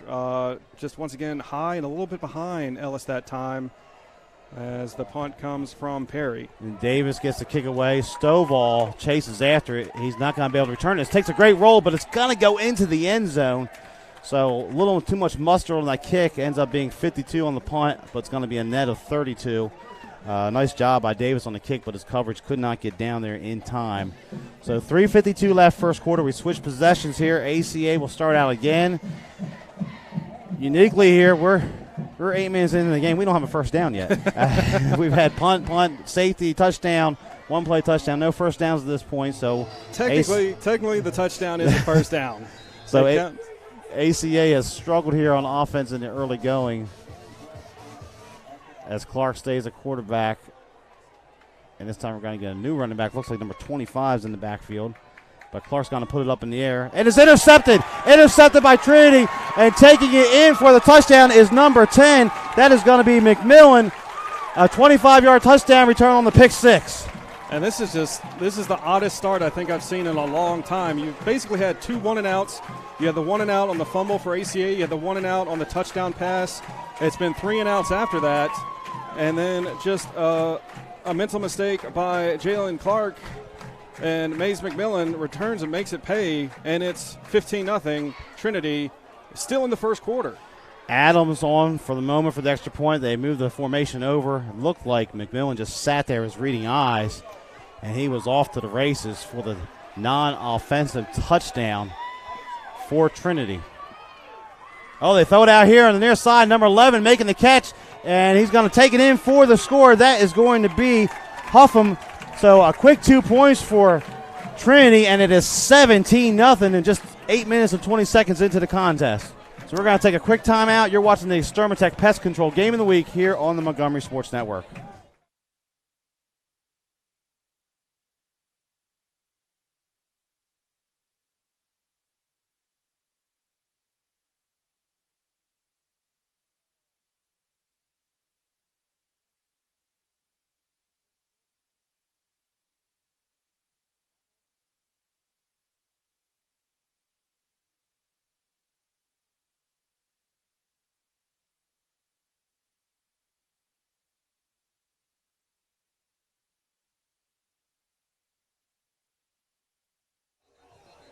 Welcome back to the Extermatech Pest Control Game of the Week. We're 8 minutes, 20 seconds into this contest. 17 points on the board for Trinity. They came in here averaging, or 5 a game, only 10 total. But it's been, we talked about manufacturing points in the pregame, Matt, and it's been the turnovers, the pick six, the safeties. Trinity's found ways to get on the scoreboard here. And we talked about manufacturing points. I've never seen someone get to 17 points this way, I don't believe, in watching football for over 30 years. That kick's going to bounce and go out of bounds at about the 5-yard line. So the first kind of miscue by Trinity. Yeah, Trinity's kicking game has been effective. The punts have been good. ACA has not crossed its own 22-yard line here in the early going. But we talked in the pregame show. Those of you that were with us, you heard us in the pregame talking, Matt, about manufacturing points. We've had the non-offensive touchdown with the pick six. We've had the safety that went over, which was an ACA mistake. And then we saw the fumble on the first play of the game, and then the quick touchdown pass from Bonner. And there we are, 17 points, 8:20 gone, 3:40 left here in the first quarter. I think John David is now 2 for 4 in the contest. He had the 2 kind of missed throws, but for a while there, his QBR was like 154, 1 for 1 with a touchdown pass, over 20 yards. And Clark will empty the backfield. So Clark, 3 receivers to the near side. They're going to put a man in motion. They're going to toss him in a little pop pass here. And, man, Trinity's defense is just swarming all over the place. My gosh. As on the little reception there on the pop pass was number 25, Sutterfield. Griffin Sanders on the stop from his safety position, and they're going to lose yardage. They're back to the 29-yard line. Check that. It was Landers on the reception, but nevertheless, they're going to lose 5 yards. Or check that 7 according to the scoreboard. So 2nd and 17, ball resting on the 28-yard line for ACA. Trinity's defense looking like the 85 Bears out there right now. As Clark's going to look to put it up in the air. Throws far sideline, and it's going to be, looks like a catch is made. Nope, they're going to say incomplete. It hit the ground. He was looking for number 3 over there. That was Nixon. It goes incomplete, and now it is 3rd down and 17 for the Eagles. Yeah, good call by the official. He was able to get his arms under it, but he wasn't able to get his arms together. So the ball hit the turf and then bounced into his belly. He tried to sell it, but the official made the correct call. So 3rd down. Clark now looks to the sideline. Trying to get the signals there. He has Kendrick down here at the bottom of the screen. Number 5, his tallest receiver. Clark's going to look left. He is swarmed up there and dropped for a loss on the play. The Trinity defensive line having their way and making the tackle there was number 77 Trinity. Who was that, Matt? Watkins Johnson in the backfield. Like he might have known the play call. He got there so quickly. 4th down and a punting situation again. Clark in the punt. Back deep for Trinity. Number 25, Thomas Ladner, standing just across midfield here, as ACA has not been able to get anything going on offense through their first several possessions. And Trinity lined up, looks like they may come after this. Yeah, Clark lined up short, going to be a shallow kick. Yeah, it's a 1-step kick. Ladner makes one-man miss, moves out to the right, trying to get to the sideline, can't quite make it, but again, great field position for Trinity as they will start out on their own 49-yard line, and you could not script this game any better for the Wildcats to this point. Yeah, the only good thing, or not the only good thing, but one of the good things you can say for the Eagles is they've given up one play. The defense has given up that long touchdown. It was after kind of the early goings of the game. I think they were a little bit in shock, and they didn't. But ever since then, it's been 3 and out, almost 3 and out every time for Trinity. Since then, you've given up a defensive score. Or I'm sorry, the ACA offense has let opponents to score, and they've also given up a safety. So right now, the defense is not playing badly. Handoff Holly, right side. Lowers the shoulder, goes across midfield, works his way to about the 47 for a gain of 3. Bring up 2nd down to 7 as we're down to a minute 30 left here in the first quarter. Yeah, Thomas Stovall on that tackle. Minimal gain, but not a bad start on a 1st down, gain 3 yards. And getting back to your point, if you're ACA, you don't want to panic 17-0. But like you said, your defense you may have to lean on them right now and try to flip the game a little bit. Low snap. Bonner gets it, though. He forced back, dumps it off here, trying to hit number 2, coming across. That's handy. Goes incomplete. Bring up 3rd down and about 7 for the Wildcats. Yeah, Mr. Jackson Thomas just introduced himself to Mr. John David Bonner after the pass. It was a clean hit. It was, but still a nice how do you do? Welcome. We're here all night. Introduction. 3rd and 7. 2 receivers to each side here for the Wildcats. And Bonner's going to roll to the near side. He throws over here, has a man on the sideline, and a great diving catch on the near side, stretching out for it. It's going to be number 11, Huffam, and he's going to have the 1st down, looks like, for the Wildcats. Yeah, his receiver bailed out his quarterback that time. Their number mates. Bonner with a quick throw. He's shown a strong arm, but he's been behind these last 2 receivers, and then that time he was a little bit out in front. But what a catch by Huffman right at the sideline. Of course, if that was at ACA sideline, I don't know if that would have been complete or not. That 1st down brought you by Mission Fitness Parisi Speed School here in Montgomery. There's a handoff to Holly. He tries the middle of the line, and the ACA defense will have none of it that time as number 40 stepping in there quickly, making the tackle for ACA. That is going to be Nelson making the initial tackle for ACA. Yeah, Khalil Jackson also in on that. Holly does a good job of holding onto that ball as Jackson was trying to rip it out. And ball security, you're up 17. This is when like the little mental mistakes happen when you maybe start to coast a little bit. You cannot do that, especially against a rival like ACA, because they're going to be ripping, because this defense knows they're going to have to get a turnover if they're going to get back into this contest. Trips to the near side. Bonner looking for the tight end. That's going to be looking for Ellis over the middle. They tried to sneak him down the middle of the field, and AC able to knock it away at the last second and bring up third down and about 10 for the Wildcats. Yeah, Chase Whitfield. That ball was underthrown a bit, just a seam route by the tight end, underthrown by Bonner, and Whitfield does a good job of breaking it up, but he was beat on the play, just the underthrow. And Bonner may look back on that one as being one of your reds. When they look at film, that's going to be like, oh, I should just put a little bit more air in it. 3rd and 10, 9 seconds left in the first quarter. They give it to Holly. Nothing happened in that time. ACA's defense stays at home. They're ready for that one.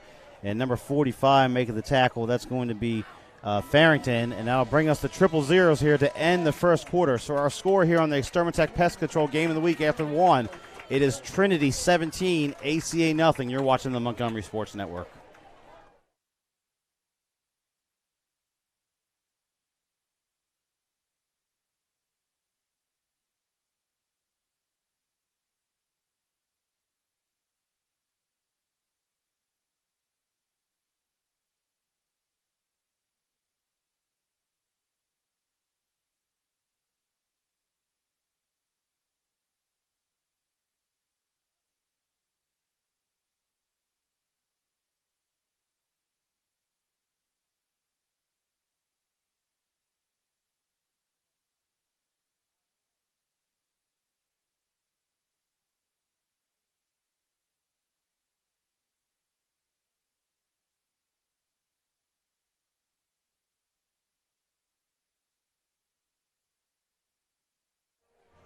Fourth down, punting situation for Trinity.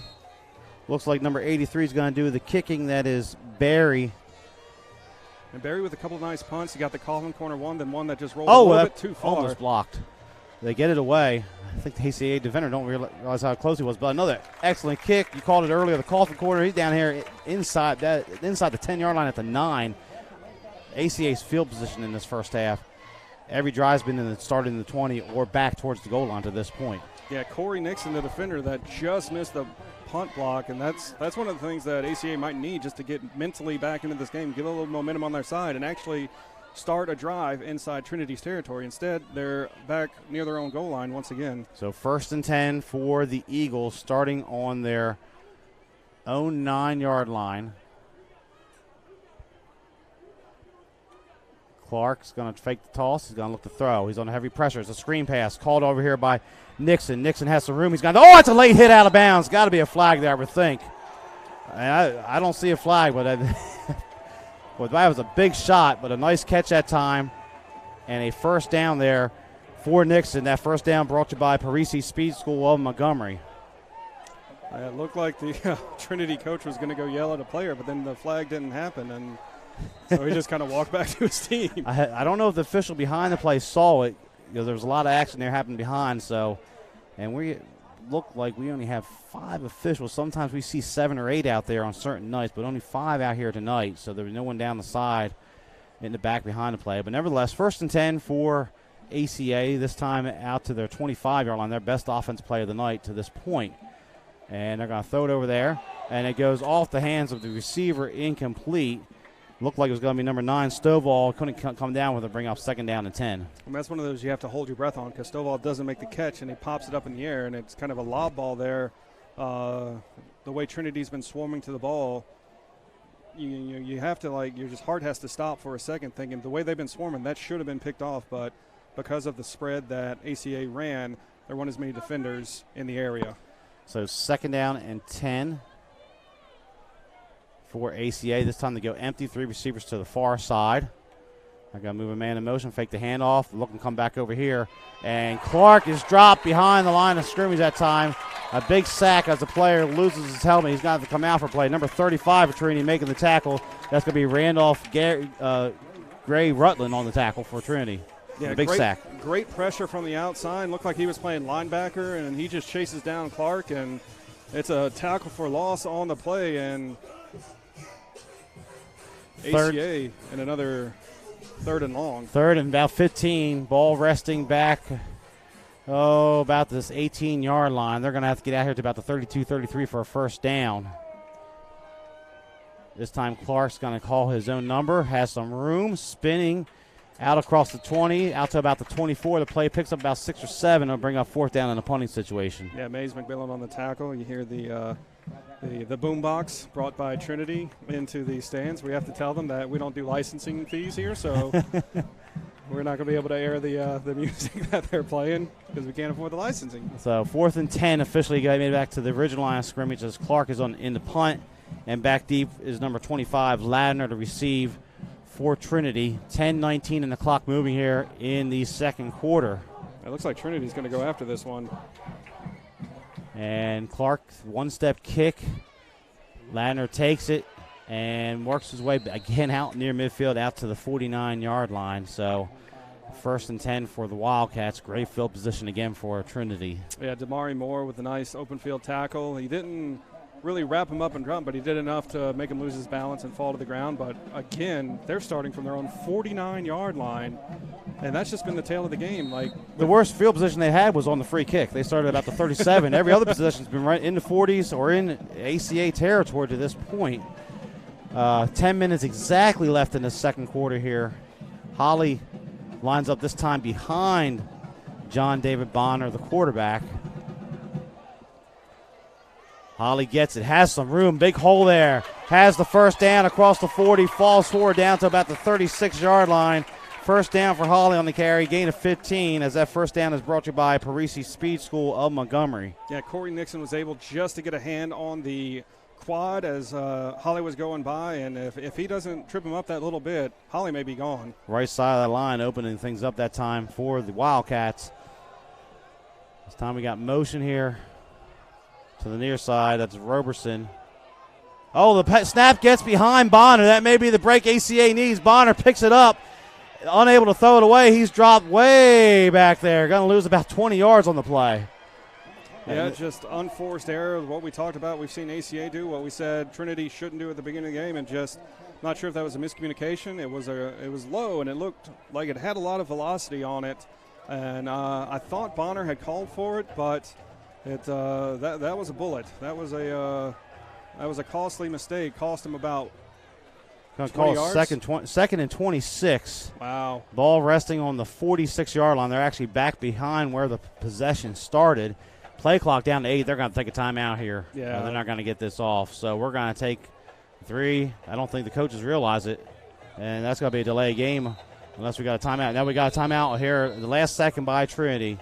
So we're going to take the timeout with them. 9:16 left, second quarter. It is 17-0 in favor of the Wildcats.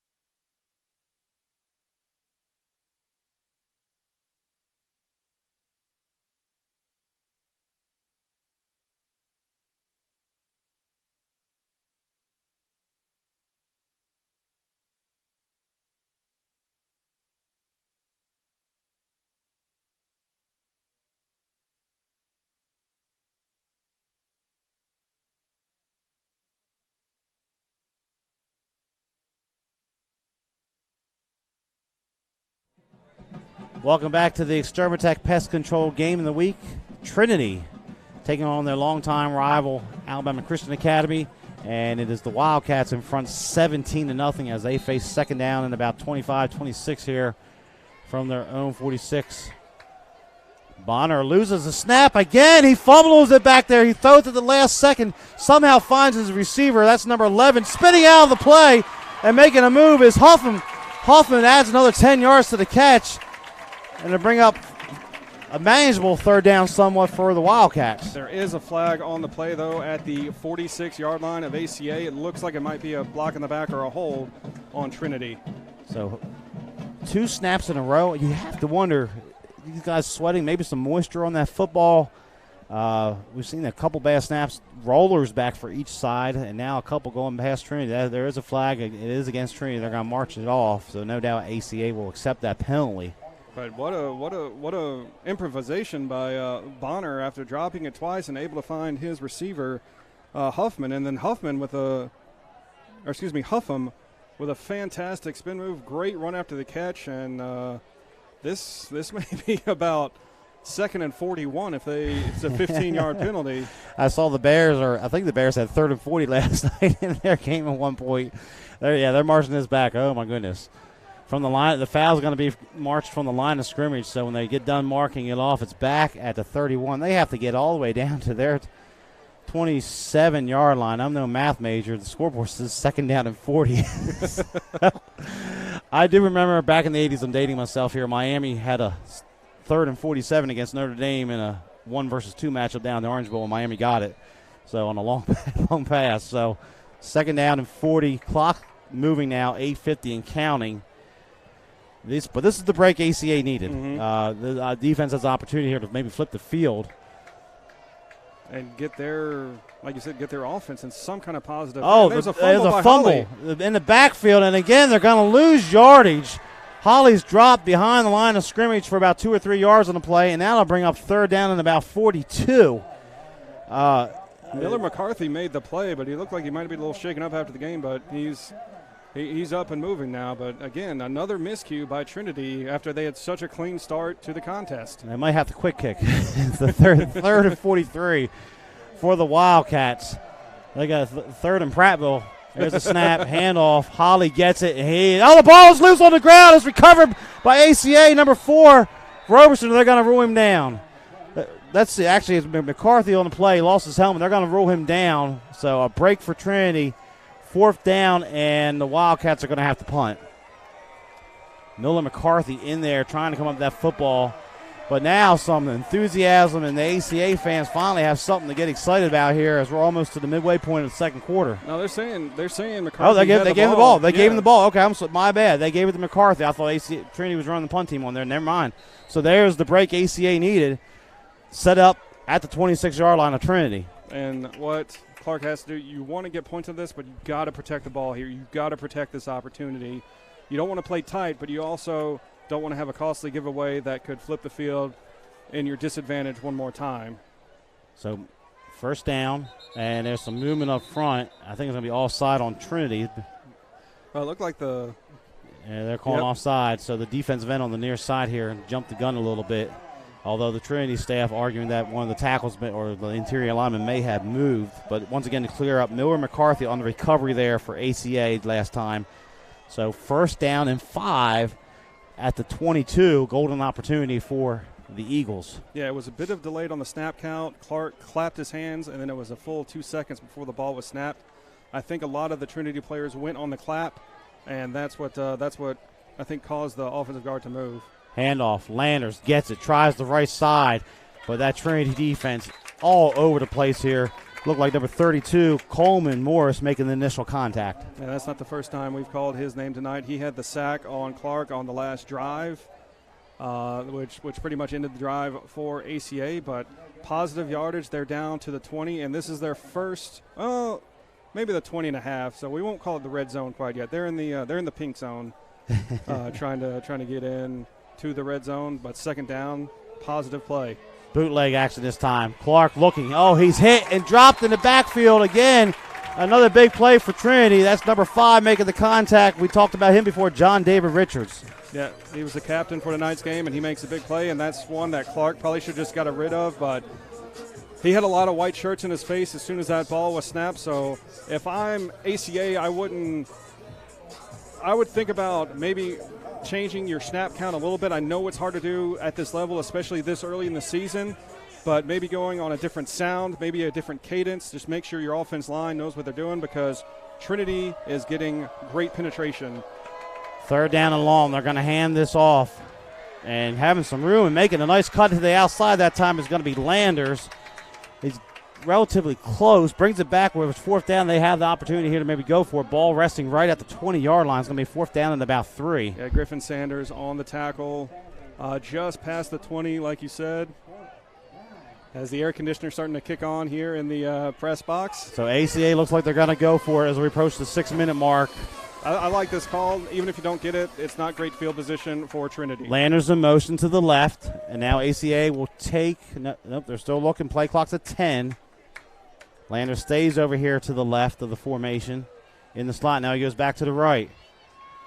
ACA still has – ACA is going to take a timeout. So we'll take it with them here. 5:41 left, first half. Extermatech Pest Control game of the week. It's 17-0 Trinity. You're watching the Montgomery Sports Network.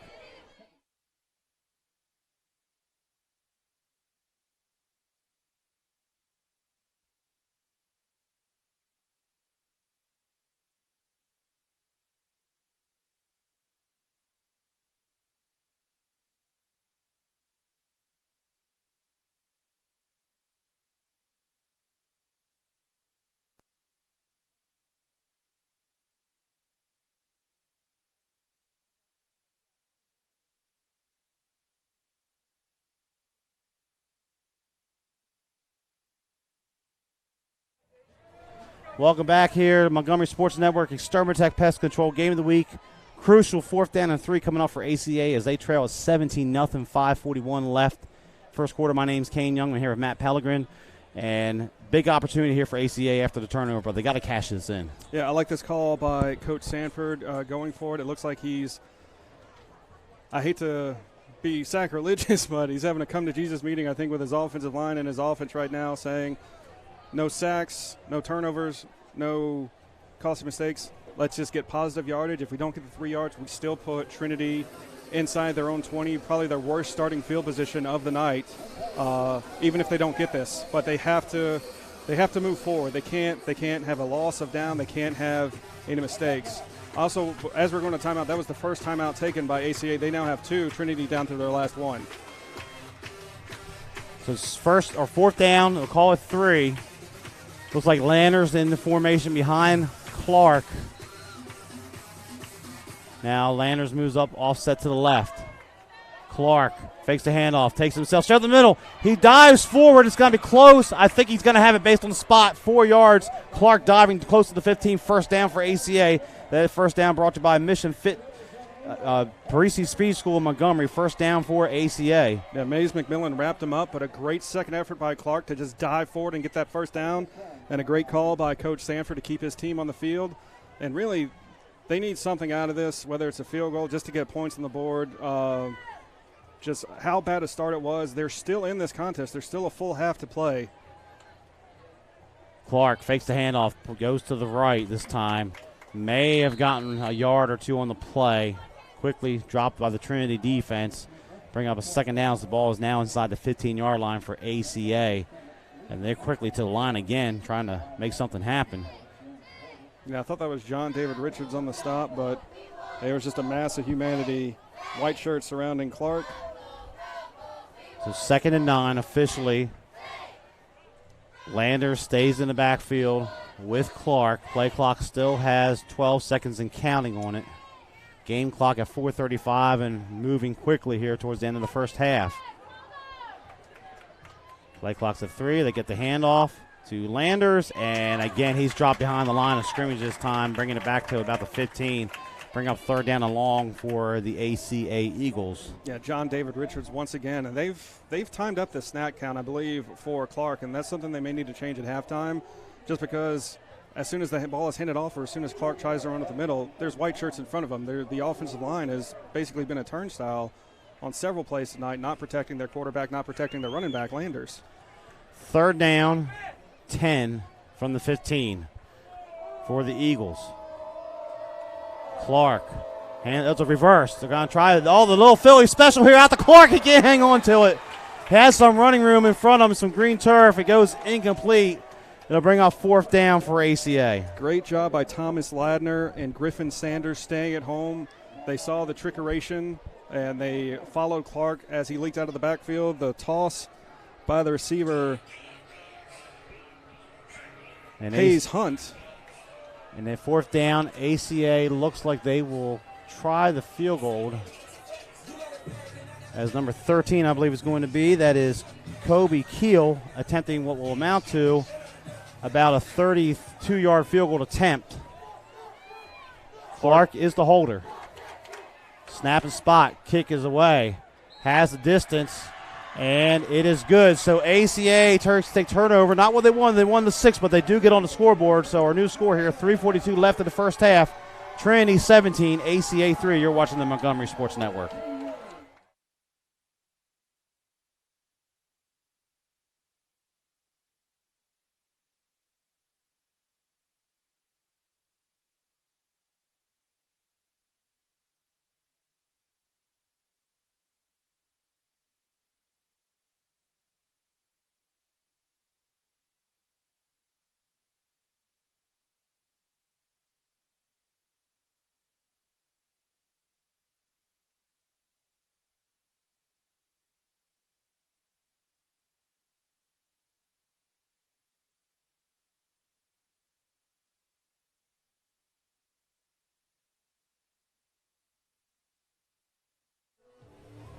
And welcome back here to ACA as the Eagles get on the scoreboard on the 32-yard field goal by Kobe Keel.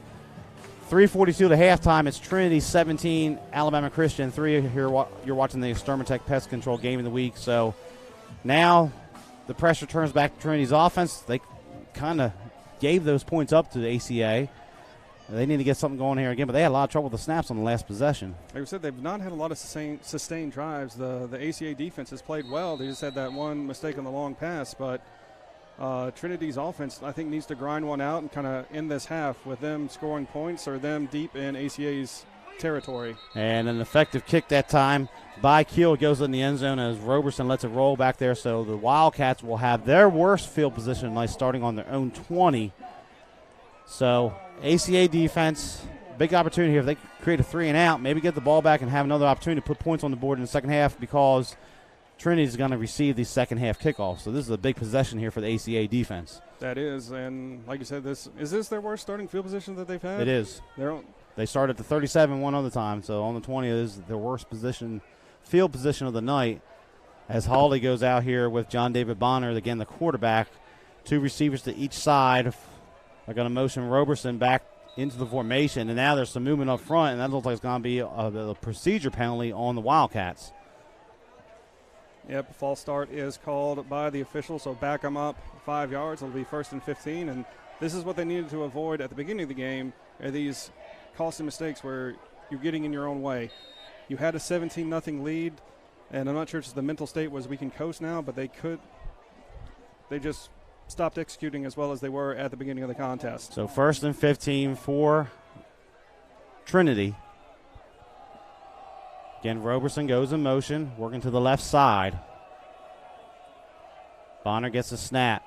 Pulls it himself this time and will work it out to the left. Has some nice blocking out there by his receivers and is going to run out of bounds after some positive yardage out near the 20-yard line. Yeah, Avery Stewart forced him out of bounds. Good job by the defender not to hit him late.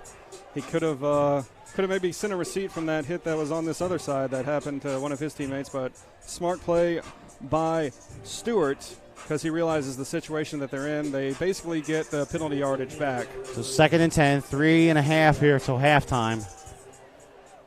Again, a traditional spread look here. Bonner is going to roll to the near side, looking, throws, look for the out man here. Roberson cannot come down with it.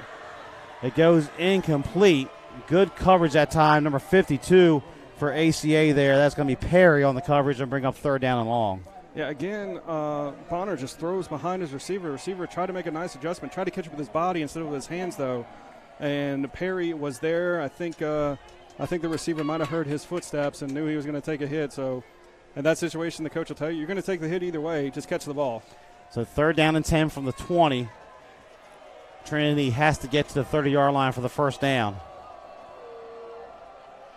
We got a motion. Holly gets the handoff. He gets some room here, but he's dragged down after a couple yards.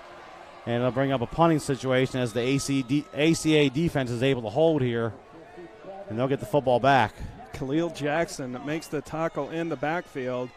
And we get to see one of the more positive players that we've had for Trinity tonight. That's going to be Preston Berry with some pretty punts. And there's a stoppage here. I think Is this the water timeout? No, ACA, I think, is taking a timeout to stop the clock. We'll keep it right here. 2:58 to halftime. That's what it is, an ACA timeout. So each team now has one timeout left. So at this point, obviously, Coach Sanford is thinking, hey, let's preserve the clock, try to punch one in here before halftime. Yeah, even if you only end up with 3, you're still only 11 points down. So they should get the ball in pretty good field position. Perry has been booming punts all night, though, and this is the first time I think we'll get to see his full leg ability because he's not trying to place it inside the 5 like he has been on other times. But it's also important to keep in mind that Bonner has faced some issues with his snaps as well. So you have to watch the deep snapper on this, make sure Perry gets a good, clean ball to kick. And then if you're ACA, do you play for or do you try to block the punt, or do you set up the return on this job? It's a tough call because this punter has proven that he can boom the ball. So you almost would rather set up the return. Very unlikely you'll have a fake this deep in Trinity's own territory. There is actually nobody back deep for ACA. We have not seen a return man all night for the Eagles to this point. They've kind of played a punt safe. Of course, a lot of those punts were around midfield, as you mentioned, going down towards the goal line. But this one, now they'll run a man back there. I think that's going to be Stovall going back number 9, standing just across midfield at his 45-yard line. Now the ball's whistled into play. And the kick is away. Stovall camps under at his 40. Doesn't have any blocking back there. Nice coverage by Trinity. Stovall gets to the 45, but ACA has good field position again. Yeah, Holly and Kyler Williamson on the tackle. But ACA, once again, like you said, great field position. The last 2 drives starting almost in positive territory. And this is, like you said, they just needed to weather the storm. Couldn't have gone any worse to start the game. They went through that. They suffered through that. And now they can keep their heads, keep their cool. They've got about a little over 2 minutes to possibly cut into a little over 3 minutes to cut more into this. It's got even more into this Trinity lead. So 1st and 10 at the 45 for ACA, as it looks like Nixon and Kendrick come to the bottom of the screen here in the traditional spread look. Landers moves offset to the right. Clark's going to take it on the option, runs over a defender, positive yardage there for a short gain of a couple. But Clark just kind of ran over the defender there. ACA quickly back to the line, though. Under 3 to play now. Yeah, Griffin Sanders almost looked like a belly-to-belly suplex with the way that Clark ran over him. 3 receivers to the near side here for ACA as number 89 Weathers comes to the bottom of the screen with Kendrick and Nixon in the 2 inside receivers. Hunt on the far side. Clark going to look to put it up. It's a screen pass out here. Caught by Nixon. Check that. It hit the ground. They one-hopped it. Incomplete. He trapped it. So the clock stops momentarily. 2:27 left. And bring up 3rd down in about 8. I keep looking for them to go towards KJ Kendrick. His first name's Kelvin. It looks like he's playing the number 1 spot, but they have yet to target him, I don't believe. And he's got good size, and just not sure if the plays have just not set up his way or if he's just been double covered. But I look for him to try to get involved in the offense if I'm Coach Sanford. 3rd down and 8. They got to get to the 45 of Trinity for a 1st down. Little counter action this time. Landers, nothing happening. The Trinity defense there in the middle making a play. These D-line and linebackers have been all over the field tonight. And now Trinity's going to take their last timeout with 2:16 remaining and try to get the football back. Yeah, Mays McMillan, great open field tackle. Again, not the first time we've called his name tonight. So they're going to take their last timeout. We're going to stay right here. So Trinity, outside of that first, they obviously had the first touchdown, 20-yard play, 20-yard drive. We saw the non-offensive touchdown, the pick 6. We saw the safety, but ACA's defense, with their backs to the wall, has actually played rather well and has enabled them to at least hang in this game and maybe they get their offense going a little bit better here in the second half. Yeah, they got the takeaway we talked about, and they've basically limited Trinity to 3 and outs. Of course, Trinity had the block in the back and the hold on a couple plays, and they had their own procedural penalty, so they kind of shot themselves in the foot on their last drive. But like we said, ACA's defense has stepped up, and it's really kind of bailed the offense out. Like, it could be much worse than it is right now. As Trinity's defense takes the field, we'll see if Clark comes out to punt. Once again, it is 4th and 8. And going back deep is, Thomas Ladner to return. So ACA Clark, get a better look at it this time. Rory just takes that one-step punt. Rather odd, but their punter last year, Solar, did the same thing. It might just be a situation where if they fake it, they want to have the same look. And it goes over Ladner's head and rolls into the end zone, so it'll be a touchback. So the Wildcats will start it out on the 20-yard line. So does that change the thinking here at all for Trinity? They're obviously taking the timeout trying to get the ball back to score, but now you're 80 yards away. Your opponent has one timeout. So do you just try to pick up a first down, maybe grind out the clock, get to the half on the road up 14, or do you take a chance and risk something with a bad snap, or potential turnover? I think you've got to show faith in your offense. Now, you may try like a draw or like a screen play on the first play just to see what you get, to try to set up the confidence and see if you can get positive yardage. If that doesn't work, if you think ACA's defense is just going to shut it down, if the first play doesn't work, we may see a couple kneel downs, or we may see a couple runs that just kind of run out the clock. So this time they're going to Bonner around the roll. The receivers are in tight. Oh, he's quickly dropped. The ball's loose on the ground. They're going to roll him down. But again, number 4, Miller McCarthy, all over the field, making the sack of Bonner. The ball was rolled down, I believe, by the head official. They're marking it at the 10-yard line, but that's a 10-yard sack again. And it's Miller McCarthy who got the fumble recovery, now making the big sack for ACA. And like we said, they were trying to roll the pocket to set up a long throw down the field, but it was not out of the quarterback's hands quickly enough. Great read by ACA's defense and McCarthy to make that snap. And I think what had happened was when Bonner hit the ground, the ball popped out of his hand, and so that's why they ruled it down. Ground can't cause a fumble, but they're still looking like they're going to play it aggressively. But I wouldn't be surprised if this is a check down or like they ran that drag route earlier where the wide receiver is evacuated the midfield. ACA's got to be thinking this. The linebackers have to stay at home and make sure that they get coverage, but it looks like they may be trying to milk this clock down a little bit further. Play clock at 10, game clock at 1:20. Bonner with Holly back there. Oh, a little trouble back there. Holly gets the handoff, coming to the near side. He wants to stay inbounds. A good job by him to do that instead of running to the sideline. The clock will continue to move. We're down to 1:05. So they're going to have to snap the ball with about 30 left here on the game clock. So they can milk this pretty far. ACA does have one timeout remaining here on third down and what is 14. And so that's the play I thought we would see on first down, to just see like positive yardage, see what we get. They look like they tried to go for it all, and just McCarthy just snuck back there and rocked Bonner to the ground. Very fortunate that the official was on the spot to say that the ground caused the fumble and that it didn't come out before he hit the ground. Here's the third down play. Holly gets it. Spinning, trying to get out of there. Can't. Dropped for no gain back at the 15, and ACA will take their last timeout. Clock stopped officially here with 29.5 seconds left and a punting situation. So ACA has not gotten much out of the return game. Do you go after the block here, knowing how well your defense has played it to this point, that even if you give up 15, you should be pretty safe before halftime, and Trinity has no timeouts remaining? I think you go after this one. I don't think they're in any world that Trinity is going to try to fake at this point. The momentum is clearly on ACA side. Even though they're down by 14, you can just feel the shift in momentum, especially the way the ACA defense has been playing. I think you can go after this one, maybe show your punt safe protection, and then just – when the ball is snapped, send everybody. In this situation, with as little time left, you might get the ball at their own 45, own 40, depends on what Perry can do. But if he sees 11 maroon jerseys coming at him, you might have a missed kick. You might have a bad snap. So I think you go after this one if I'm ACA. So fourth down, punting situation again for Trinity. Of course, we say that, and Stovall's back at midfield to receive the kick. If you're Trinity, you just want to get it out of there. You don't want to have a bad snap, as Matt was saying.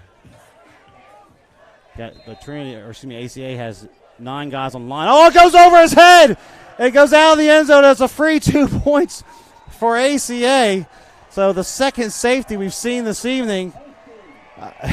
Snapped overhead, special teams.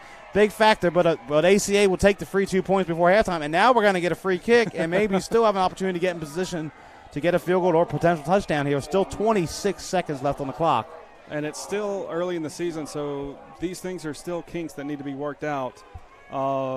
Just a high snap over the punter's head. He did the smart thing. He just didn't try to be brave. He just ran it out the back of the end zone. You save another 4 points, and you get to kick off, and with his leg, or it looks like it's going to be Adams who's going to kick off, force ACA to make the decision where they're going to try for a long play, or they're just going to kneel on it, go into the half down 12. So 26 seconds left. The free kick here, they're going to kick it off. As Matt said, Trinity's going to kick it off. They have the option to punt or kick, as we saw there with ACA. They kicked off also off the free kick, and it looks like going back deep is going to be number 18 again. I think as Damari Moore back deep for ACA. He has his number rolled up on his, it could be 10, it could be 18. Kind of tough to see why his number's rolled up there on the front of his shoulder pads, and they'll kick this one deep. Going to drive him back to about the 20. Works his way to the right, has a seam across the 45, out the midfield. So here is ACA set up at the 50-yard line. 21 seconds left here in the first half, and a big opportunity, as it was number 18 on the return. That was Damari Moore for ACA. Yeah, Coleman with a tackle. We have a player down for Trinity. You always hate to see those, especially on special teams, especially so close to the half. So we'll take a quick moment here. We're going to take a quick timeout. It's ACA trailing 17-5. You're watching the Extermin Pest Control Game of the Week on the Montgomery Sports Network.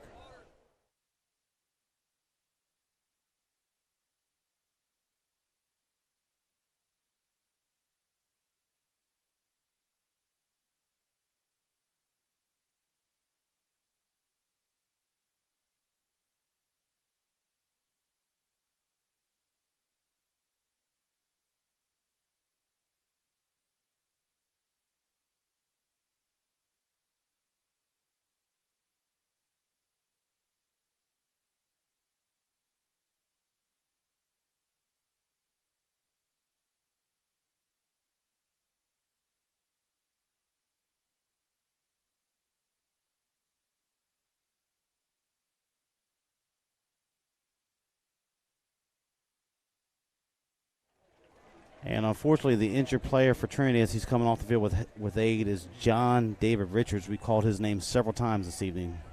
Yeah, defensive back, senior.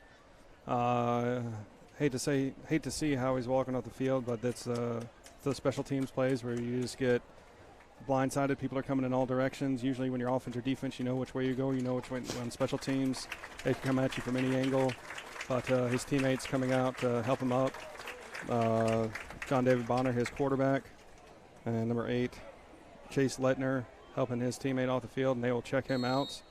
I thought Trainer's doing a good job of making sure that any injury can be diagnosed quickly and care can begin immediately. So 1st and 10 for the Eagles, ball resting right at the 50-yard line. Landerson moves up in the formation. Clark's going to look to put it up in there. No timeouts for the team. Clark under heavy pressure. Sacked. Oh, the ball's loose on the ground.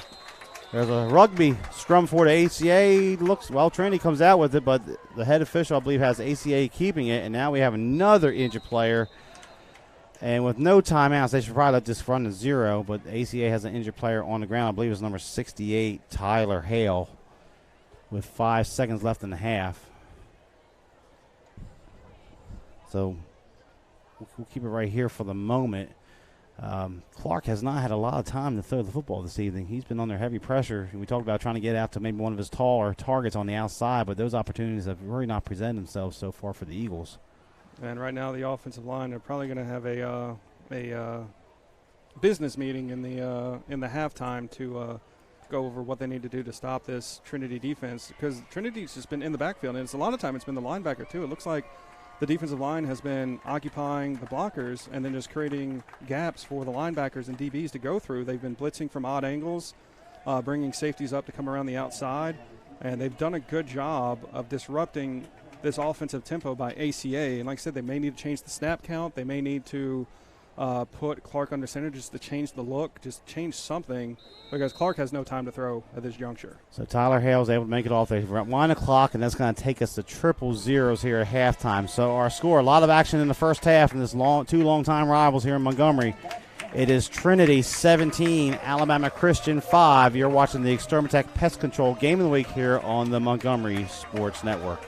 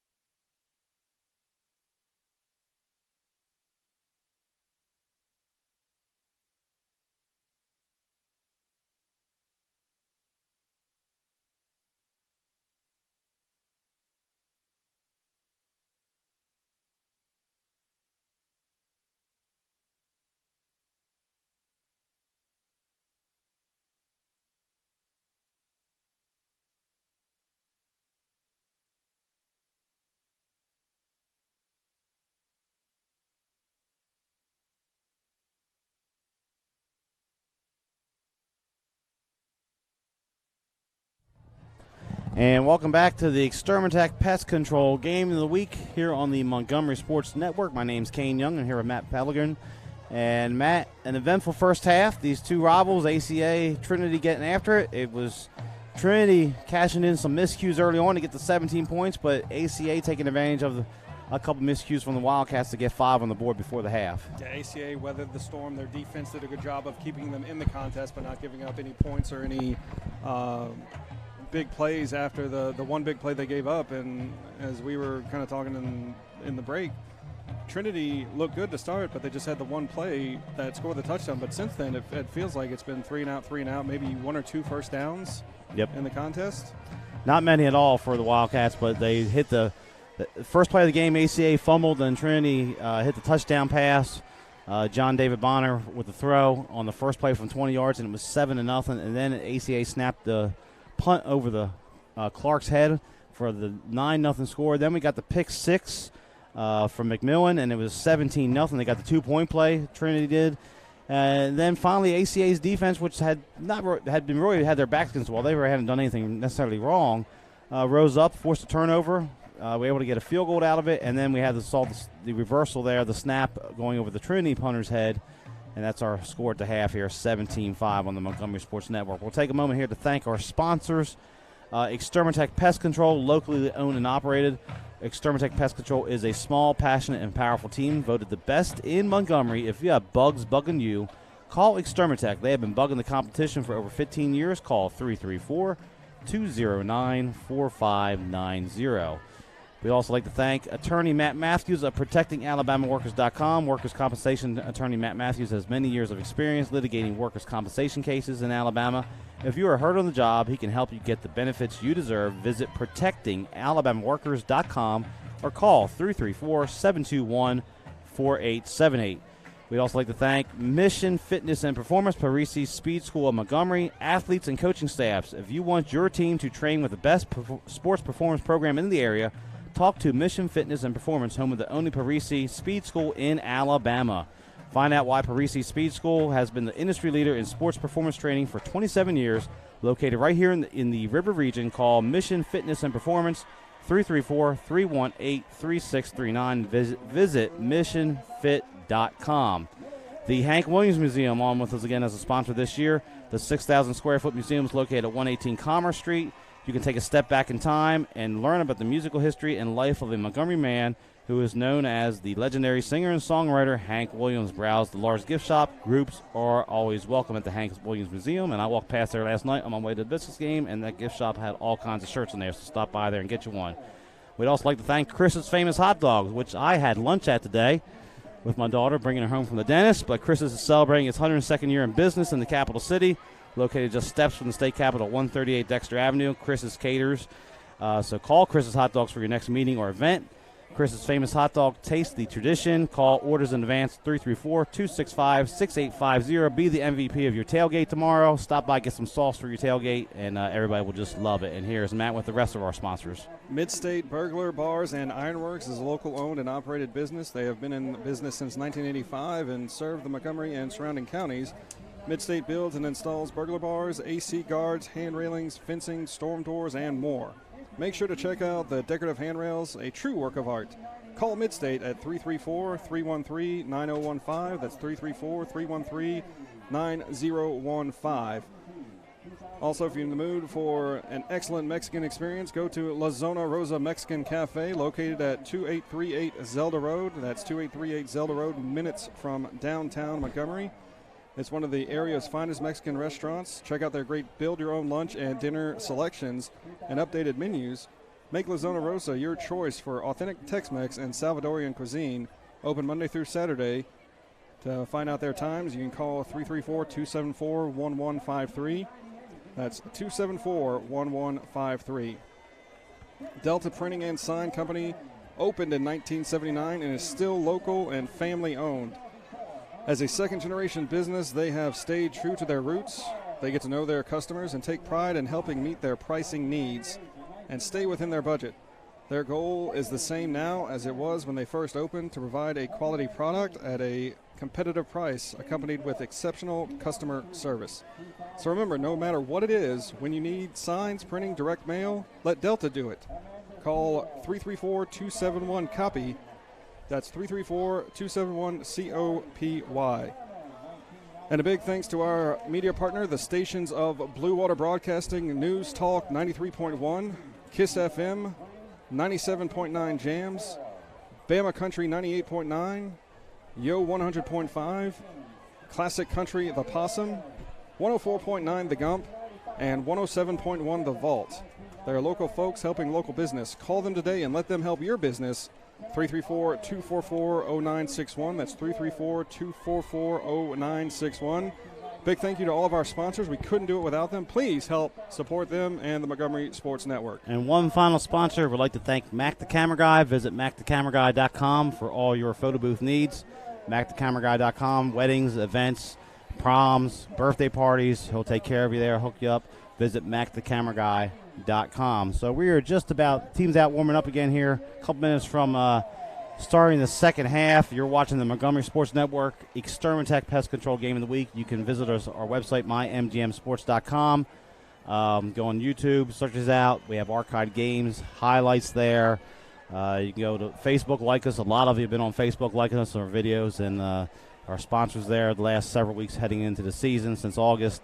And then here as we roll into September, you can go on Twitter, follow us at MyMGMSports. So a lot of avenues for you to watch our games. If you got relatives off in the country and they want to see someone play locally here, or go back and watch a game, you can go to YouTube, search Montgomery Sports Network, and there'll be plenty of opportunity there for you guys to find past games and all the games coming up here. Also on our website, we have our schedule down the road. Next week we will be heading over to a little further east here in Montgomery to Vaughan Road. Montgomery Catholic will play host to these ACA Eagles. Montgomery Catholic, we were out there for week 1. They defeated Tallahassee. Montgomery Catholic currently number 4 in Class 4A.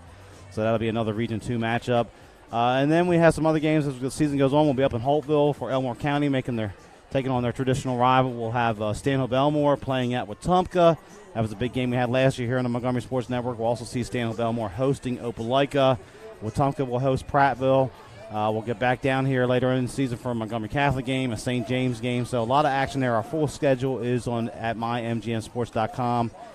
Click on our link there or go to the website and you can find our full schedule for the rest of the season there, as we just have about 2 minutes here to the second half kickoff. So, Matt, getting into the second half, Trinity is going to get the football. So what do you expect out of the Wildcats here on this opening drive? I don't know what to expect, to be honest with you. What I'm hoping to see is John David Bonner settling down, planting his back foot, and hitting his receivers. He's thrown behind or he's thrown in front of his receivers on a lot of passes. He started out the game very well, but since then has struggled to make completions. Offensively, they just need to get positive yardage, maybe not try for the big play like they have been. Let Holly do some running, maybe let Bonner do some running, but get positive yardage. You won't go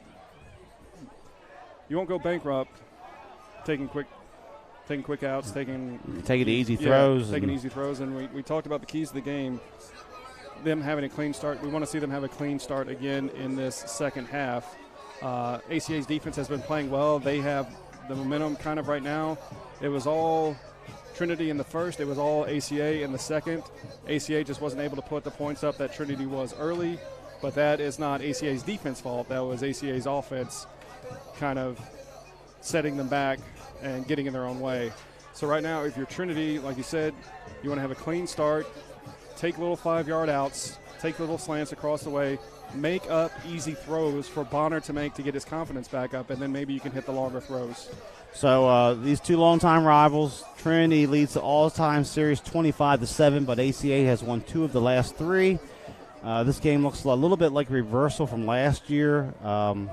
ACA, Trinity used the special teams to kind of set the tone there. Here we saw that it's been the turnover game that's gotten the scores on the board here for most teams. And then, of course, the special teams miscues have led to safeties instead of touchdowns like we saw last year. But Trinity, the script was flipped from the first 2 weeks where they gave up 14 points to Andalusia in the first 4 minutes of the game. And here tonight they were able to jump out 17-0 within the first 8 minutes. But as you mentioned, Matt, that offense kind of stalled a little bit. the defense, these two teams, they know each other. The coaching staffs know each other. So your pet plays may not work like they may in some other games because everybody just knows what you like to do, and they've scouted you for 2 or 3 years, and then it's a game that each team wants to win. They know their opponent inside and out. So it's really kind of imperative to try to find something that maybe you haven't done all year long or don't work a whole lot that these teams just aren't used to seeing because they seem to be on the basic pet plays these teams run from this point of the game to this point of the game. Yeah, and if it works, keep running it until they stop it. Like ACA has had plays that work that they haven't gone back to. You keep running the play until they stop it. That's an old football coach of mine say. You keep running the same play over and over again until the other team proves they can stop it. At this point, what are you saving anything else for? Very little has worked for both teams, so what you got to do is, you won't go broke taking a profit is what I was trying to say earlier. I couldn't get the words out of my mouth. So just like if you got a 5-yard out, maybe run those clear out routes like Trinity was doing earlier. And if you're ACA, you've got to have better play out of your offensive line. Keel kicks it off. Roberson back deep. Roberson's going to take it at the 2. He's going to try the middle of the field here, work his way towards the left, and he's going to get out just across the 20 there. That may have fallen into the end zone, had let it go, but too risky to take it if it pops back out or it doesn't make it in. So it'll be 1st and 10 for Trinity, and here's his opportunity for this ACA defense to get a stop early on. Yeah, Preston Perry on the tackle. I had to do a double tape because the punter for Trinity is Preston Berry. The man who made the tackle was also a team captain tonight for ACA was Preston Perry.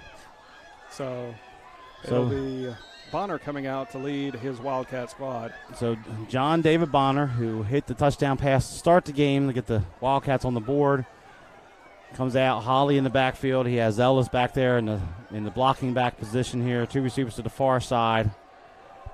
They're going to motion Roberson to the near side. Holly's going to take a handoff, little buck sweep action here, and Holly's going to move forward out to about the 24 for a minimal gain on first down, a gain of about 3 or 4. But again, positive yardage on first down for Trinity. Yeah, Jackson Thomas was on the tackle, and Miller McCarthy, the guy that got the fumble recovery and the sack earlier, he was trying to strip the ball the entire time Holly was going down. But a good positive play, you get 3 yards, 2nd and 7. You just want to, at this point, until your quarterback settles down, 3 yards in a cloud of dust is not a bad thing. Holly gets the call again. Tries the left side, falls forward for maybe a yard on the play, and it'll bring up 3rd down and about 5 for Trinity. It looked like big number 45, Brian Farrington, on the stop that time. But you're in a 3rd down, manageable situation, 3rd and 5. This is what a lot of offenses are built around, just a little 5-yard out.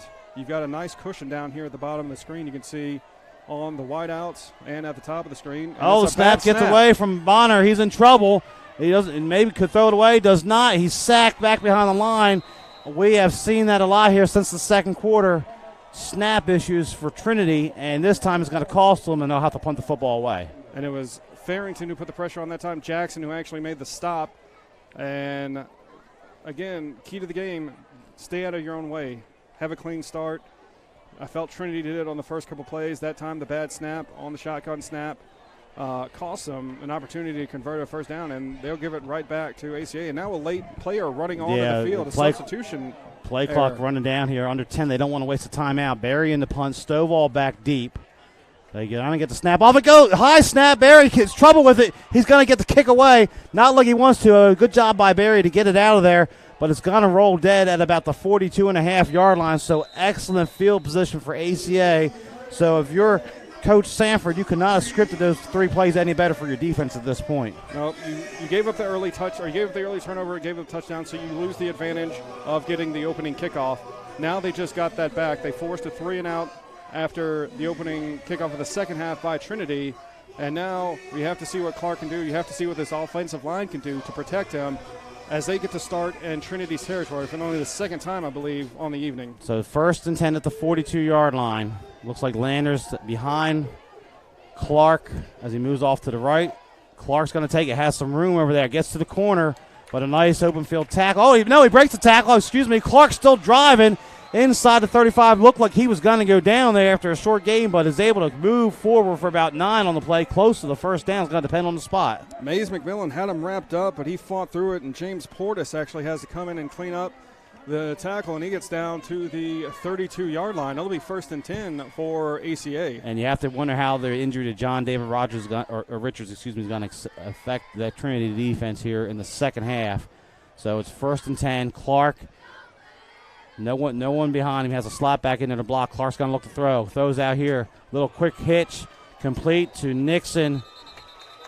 And he's driven back, but it's going to be positive yardage on 1st down for ACA. Yeah, Coleman Morris on the stop. And like we said, your line's struggling. You need quick passes, quick tempo. They rolled the pocket earlier and had a keeper with Clark. Then they just have the quick pass to, Nixon, thank you. And those are 2 positive plays. ACA doing a good job of settling down, and they're getting a clean start thus far here in this second half. 2nd and 4 for ACA at the 26-yard line of Trinity. Clark pulls it, right side, breaks one tackle with a stiff arm, still moving, trying to get outside, has the 1st down, still slides back to the left there, a little L1 with the joystick, and he's going to have the 1st down inside the 15 for ACA. So Jalen Clark, we said go on, Jalen, before the game, and now he's starting to exhibit that run-pass option here for ACA in the 3rd quarter. Yeah, looking more like Johnny Manziel in the space than Jalen Hurts. So 1st and 10, 8:20 and the clock moving. Ball resting at the 12-yard line. Landers in the backfield with Clark. This time Landers lines up behind Clark for the moment. Play clock at 10. Play action. Clark throws. Complete. Has his back out of the backfield. That's going to be number 45 on the reception. That is Farrington. And he is down close to the goal line, enough for the 1st down. Going to be 1st and goal inside the 2-yard line. Yeah, they look like they've spotting it at the 1-yard line. Farrington with a great catch, and I like what ACA is doing, moving the pocket. Their offensive line has been struggling, so they move the pocket. They've run quarterback draws. They've run quarterback keepers. They've run quick outs. That time was a little trickeration. Clark held on the ball off the hand fake and then just dropped it to Farrington, the tight end, who's been going both ways tonight. He's been playing defense, too. Clark calls his own number to the right. And no signal yet. He's in. There it is. Touchdown for ACA. Jalen Clark from 1 yard out. And our new score is now 17-11 with 7:34 remaining here in the 3rd quarter. Let's see if ACA kicks or goes for 2. It looks like the kicker is coming out there. Yeah, Keel's been good all Number night. 13, Keel. So maybe too early here to go for 2. Down 6. We'll only get them within 4. So they're going to take the point at this opportunity. But Jalen Clark getting it done on that drive through the air and on the ground. As Keel will attempt the extra point, Clark is the holder for ACA. Good snap and spot. Kick is up, and it is true. So our new score, 7:34 left, 3rd quarter. Trinity 17, ACA 12. You're watching the Sturman Pest Control Game of the Week here on the Montgomery Sports Network.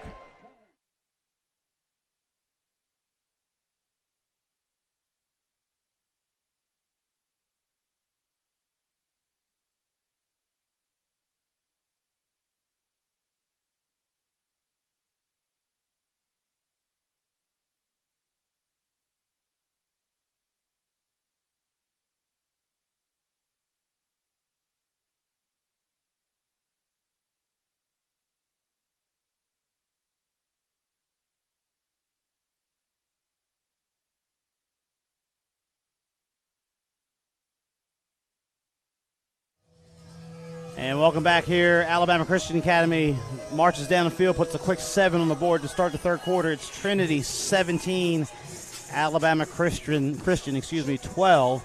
As Roberson back there, looks like Ladner is back there also for Trinity back deep. As Kobe Keel will again kick it off. He's been putting some deep kicks back there. Actually, Roberson filled that last kick.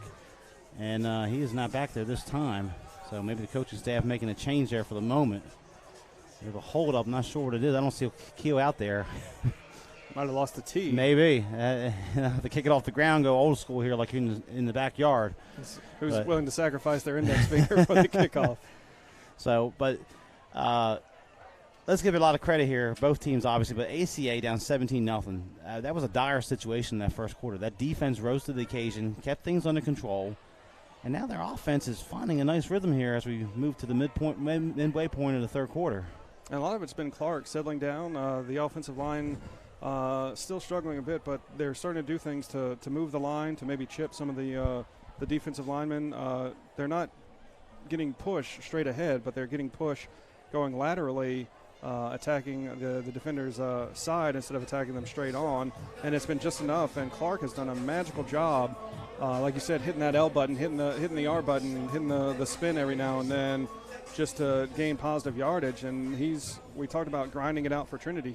He ground out that last drive for ACA to get them right back in this game. And it's a brand new ball game in this second half. Yeah, and the issue was the block was down on the 10-yard line after the extra point. So one of the officials realized that and finally brought it up there. So ACA was searching for it on the sideline. It was not there. So they'll kick it off here from the 40.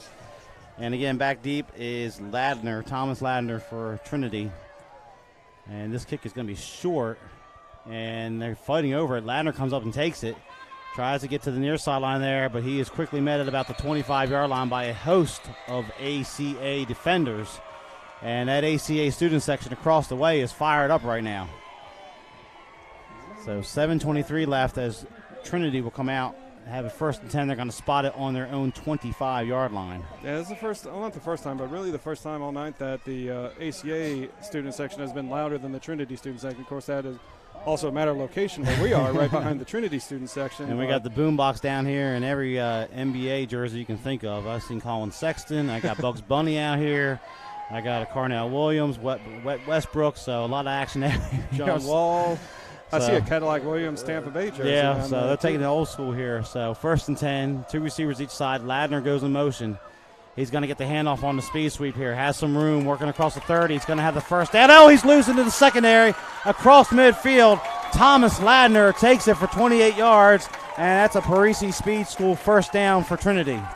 Yeah, and the tackle that time by McCarthy. Once again, they've made a quarterback switch. Trinity has. It looks like number 6, Jack Collett, into the contest, or is that 8? So it'll be 1st and 10, and we got an injured player. That will be number 6. For Trinity. And an injured player for ACA on the far side. So we'll take a quick break here. You're watching the Extermin Tech Pest Control Game of the Week.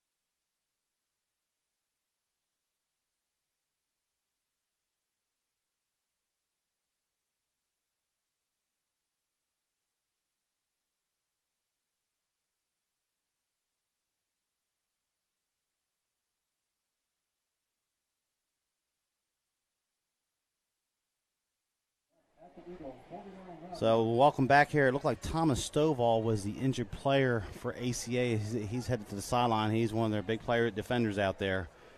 So 1st and 10 for Trinity as we reset the action on the ACA 49.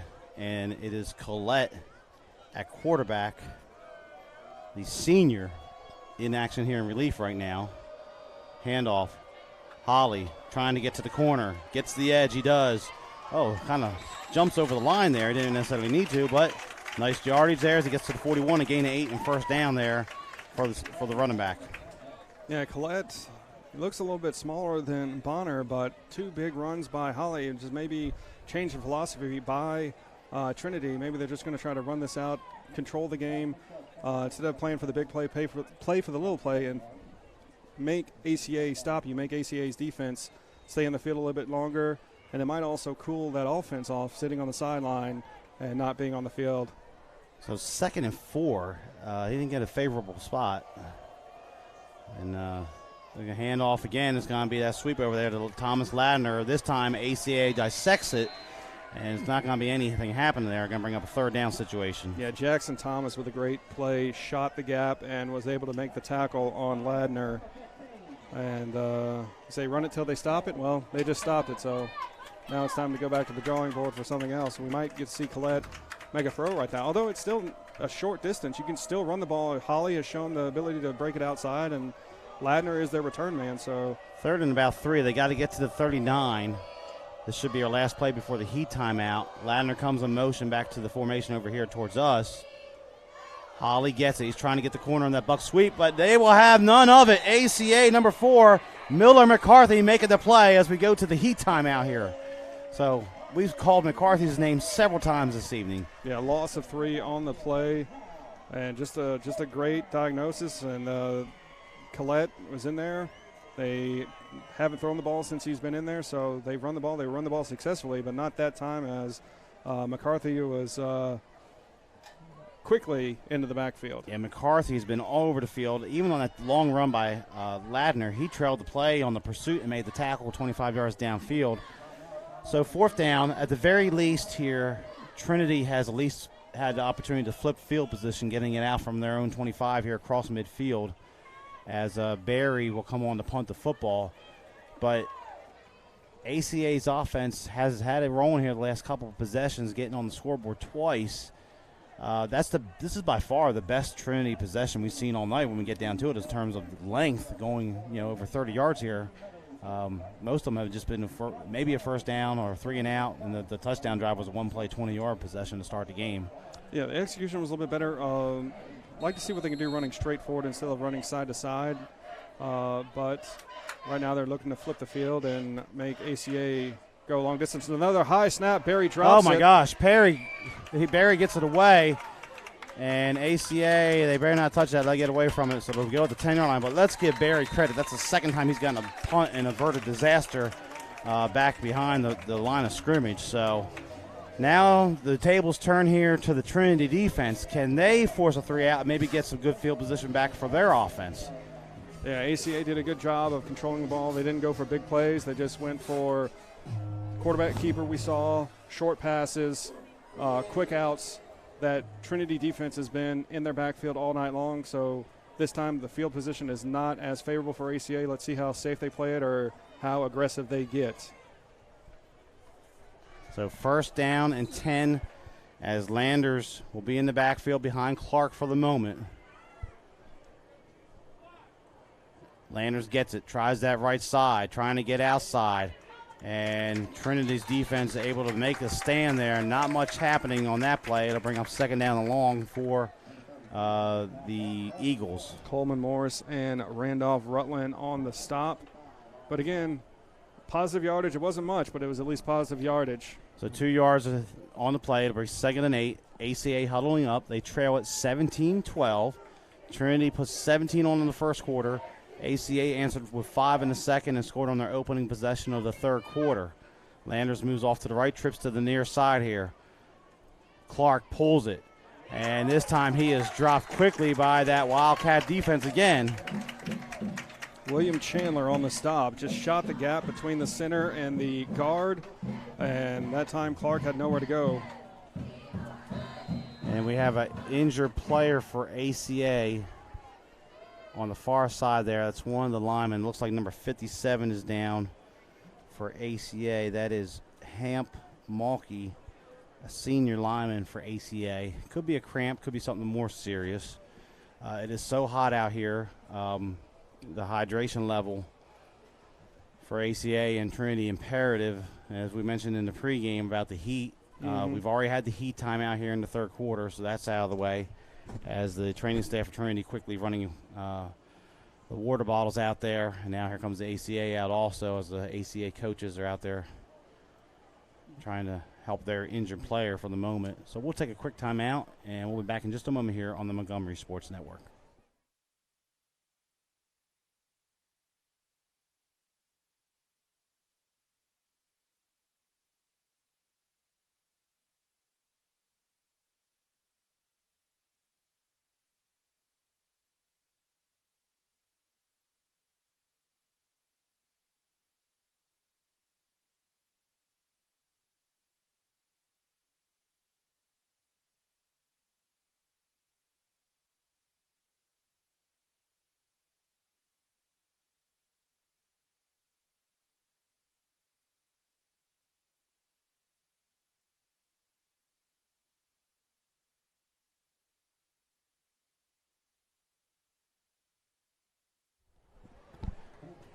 So bring up third down here as we reset the action. 4:17 left, third quarter.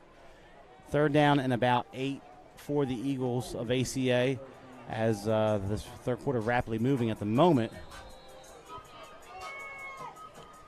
And Trinity's defense trying to get the 3 and out and get some good field position for their offense, which has been struggling here the last 2 quarters or so. Trips to the near side. Landers in the backfield with Clark. Clark going to call his own number with the fullback or the running back leading. Clark's going to break loose into the second level. He's going to have the first down as he moves towards his own sideline there. Out across the 25-yard line, 15 yards on the first down for ACA. And they just pulled the guard, the new guard that checked into the game, Austin Smith. He was in at left guard. They pulled him around, and he acted as a fullback, got Clark to the second level. Then Clark just did his own little magic and got the first down. Great sequence for ACA. So 1st and 10 for ACA as the ball has moved out to the 27-yard line. A big first down, but of course they need points too. Play clock still has 15 on it. Game clock rapidly moving, or stopped for the moment, at 3:48. And now we have a whistle and a timeout taken by ACA. So that is their first timeout of the second half. So 3:48 left, third quarter. And for ACA, they've been getting better on offense here, picking up first downs. The last first down sponsored by Parisi Speed School of Montgomery. But they are moving the football much better than they did at any point in the first quarter and a half of this game. And I think it goes back to the adjustments made by the coaching staff. We talked about how they needed to have a talk with the offensive line, maybe change up the snap count, because I think Trinity had the snap count down time, but they've done a lot of moving the pockets. You've seen a lot of shifts where the guard or the tackle is not attacking the player in front of them. They're attacking to the player to the left or to the right of the player they're going after. And that time, it was a simple pull play. They just pulled the left guard, and instead of a halfback sweep, it was a quarterback sweep with the halfback stepping up and acting in the fullback position to get in front of Clark. And then Clark made a couple players miss as he headed to the sideline, and that picked up the first down. But that's a senior Austin Smith who came in relief at the left guard position, and they go right to him. They go right behind him on that last play. So 1st and 10 here for ACA on their own 27. Clark's going to look to put in the air. He's under heavy pressure. Can escape. Dropped for a sack that time, back behind the line of scrimmage, and the Trinity defense answers the call with a blitz on first down. Yeah, that was Watkins Johnson and 35 Gray Rutland on the sack. I think Johnson got there first, and then Rutland made sure he was down because Clark has shown the ability to escape tackles on the night. But great step-up play by the Trinity defense. And the first time that ACA just goes back for a drop-back pass, and Trinity's back there. They didn't shift the offensive line like they have been doing. So play loses 6, 2nd and 16. 3:10 left, third quarter. Clock continues to move. ACA still looking to the sideline here. They're going to have to hurry to get a playoff. Play clock at 5, and they're going to have to burn another timeout. So timeout basically on back-to-back plays. So we're going to take it with them. 3:02 left, third quarter. It's 17-12 in favor of Trinity here on the Montgomery Sports Network.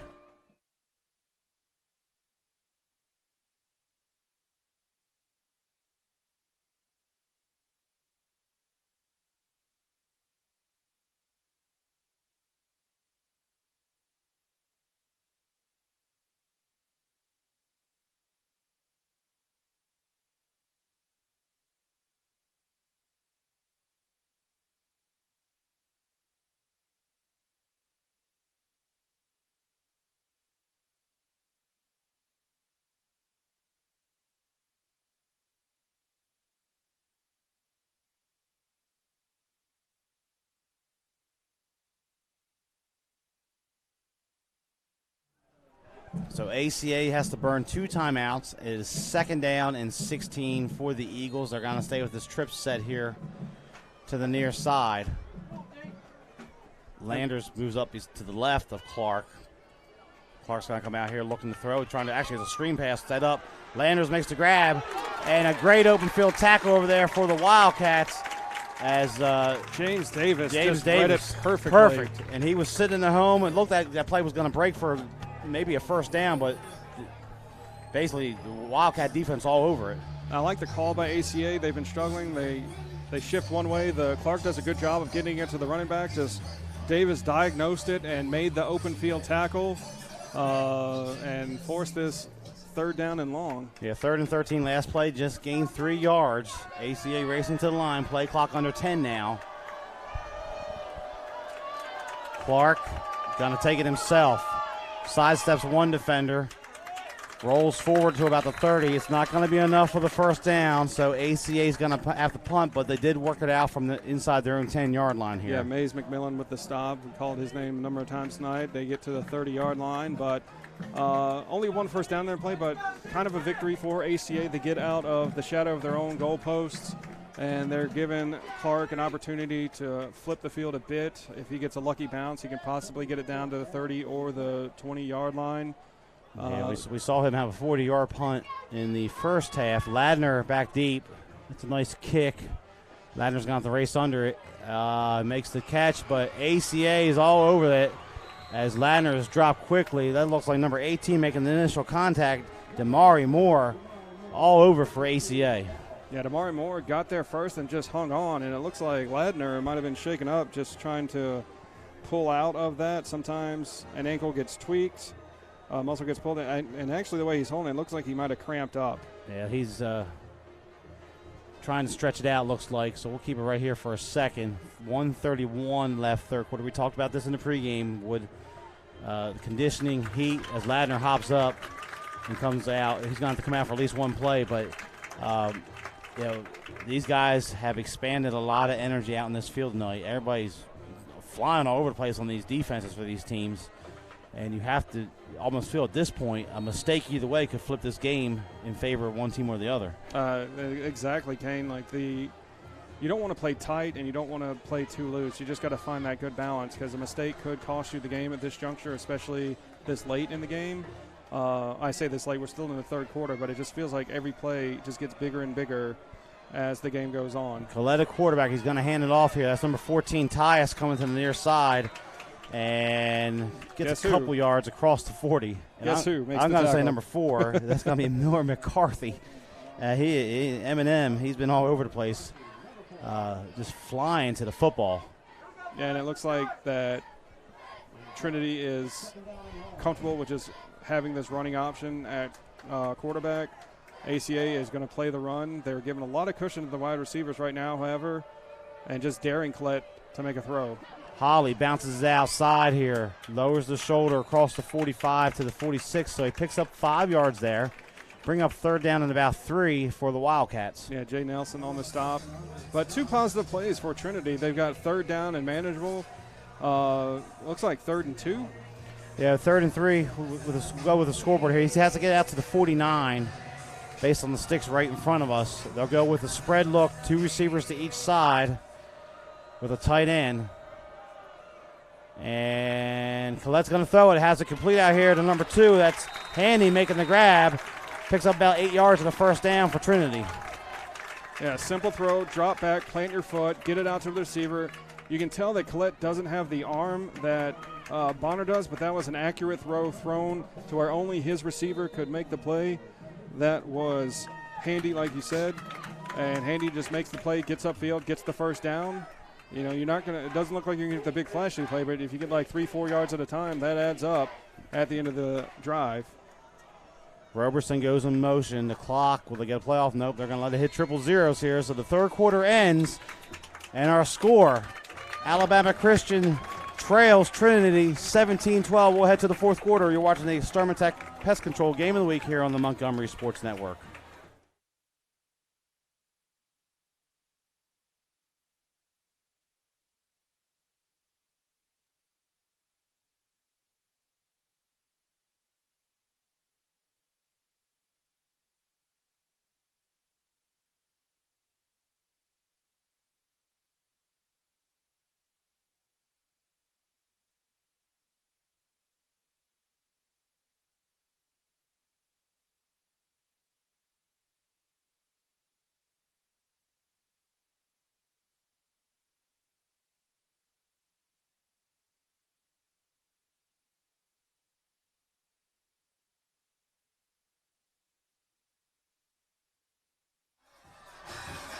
All right, we're getting ready to start the fourth quarter.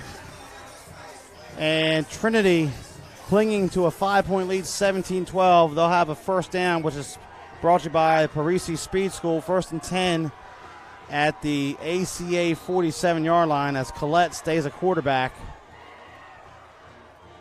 Roberson comes in motion to the near side. Collette's going to roll the pocket. Now he's going to throw back, and the ball goes off the receiver's hands, incomplete. Looked like he was looking for Handy over there. Nice play design, but unfortunately they are not able to keep control of the football.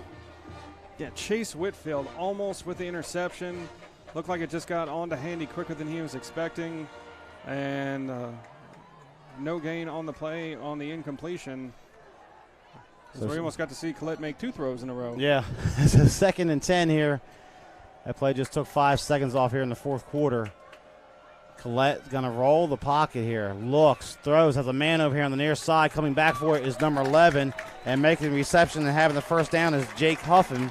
So that's a Parisi Speed School first down for Trinity as they move the sticks down to the ACA 36-yard line. Yeah, that's the second time Huffin has made a great first down grab. The earlier one, he had to dive towards the sideline. This time he just had to wait on it and make sure he secured it before he went down.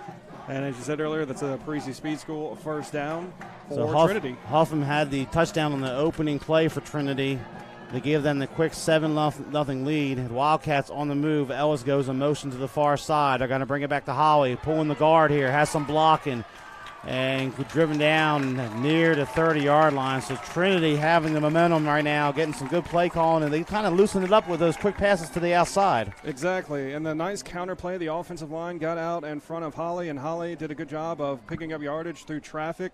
Collette has come in and kind of settled the offense down. It hasn't been flashy. He hasn't had the big throw down the field, but he's made the short throws, which opened up the running lanes for Holly and Ladner. 2nd and 3 at the ball resting inside the 30 at the 29.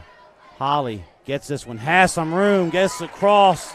Oh, the ball came loose. I think ACA has the football. They're trying to say he's down. A lot of indecision here from the officials. ACA came up with the football. Was it on the bounce? Now we're going to have a discussion. Yeah, Chase Whitfield made the tackle, forced the ball, and it was 52. Preston Perry recovered it, but they're going to say he was down. So that's a Parisi Speed School first down for Holly as he gets down inside the 20. Last play gained 10 yards. And this is what I've wanted to see from Trinity since the first half is the offensive line has been able to get good push up front, and they just went straight ahead instead of trying to go sideline to sideline. They just went right at the ACA defense. Yeah, and Holly, he's loose into the second level, breaks it outside, driving towards the goal line, and he is in for the touchdown. And Trinity answers here with a score early in the 4th quarter. Man on man, the big hogs up front for Trinity established their will, and Holly did the rest, breaking tackles towards the end zone, and Trinity gets their first point since about 8 minutes in the first quarter. So, yeah, Tate Holly from 19 yards out with a big score, giving a two-score cushion here for Trinity with 10:22 remaining in the 4th quarter. As the extra point, we saw Trinity fake it one time, but Adams running on late. He wasn't even on the field. Now he's on there to attempt the extra point. 23-12 in favor of the Wildcats. And for Tate Holly, the senior, that touchdown's got to be extra sweet for him here in the 4th quarter, coming against one of the school's rivals. Adams' kick is up, and it's good. Our new score, 10:22 left here on the Montgomery Sports Network. Trinity 24, ACA 12. We'll be back in just a moment.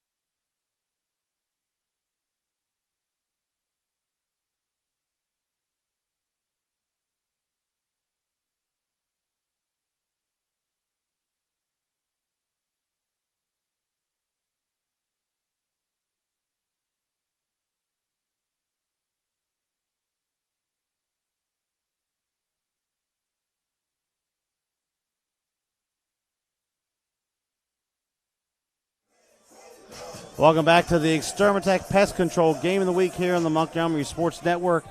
as Trinity ready to kick it off. Back deep is Moore for ACA. Adams to kick it off for the Wildcats. Squibs this one short. Picked up by one of the upmen, number 4. Miller McCarthy falls on it. So the Eagles will start on their own 25-yard line. Yeah. So heads-up play by McCarthy. Doesn't try to do anything with it. Just fall on it. And you have pretty decent field position at the 25. It's not as big of a return, but Trinity just trying to change the look up of what they're doing in the second half.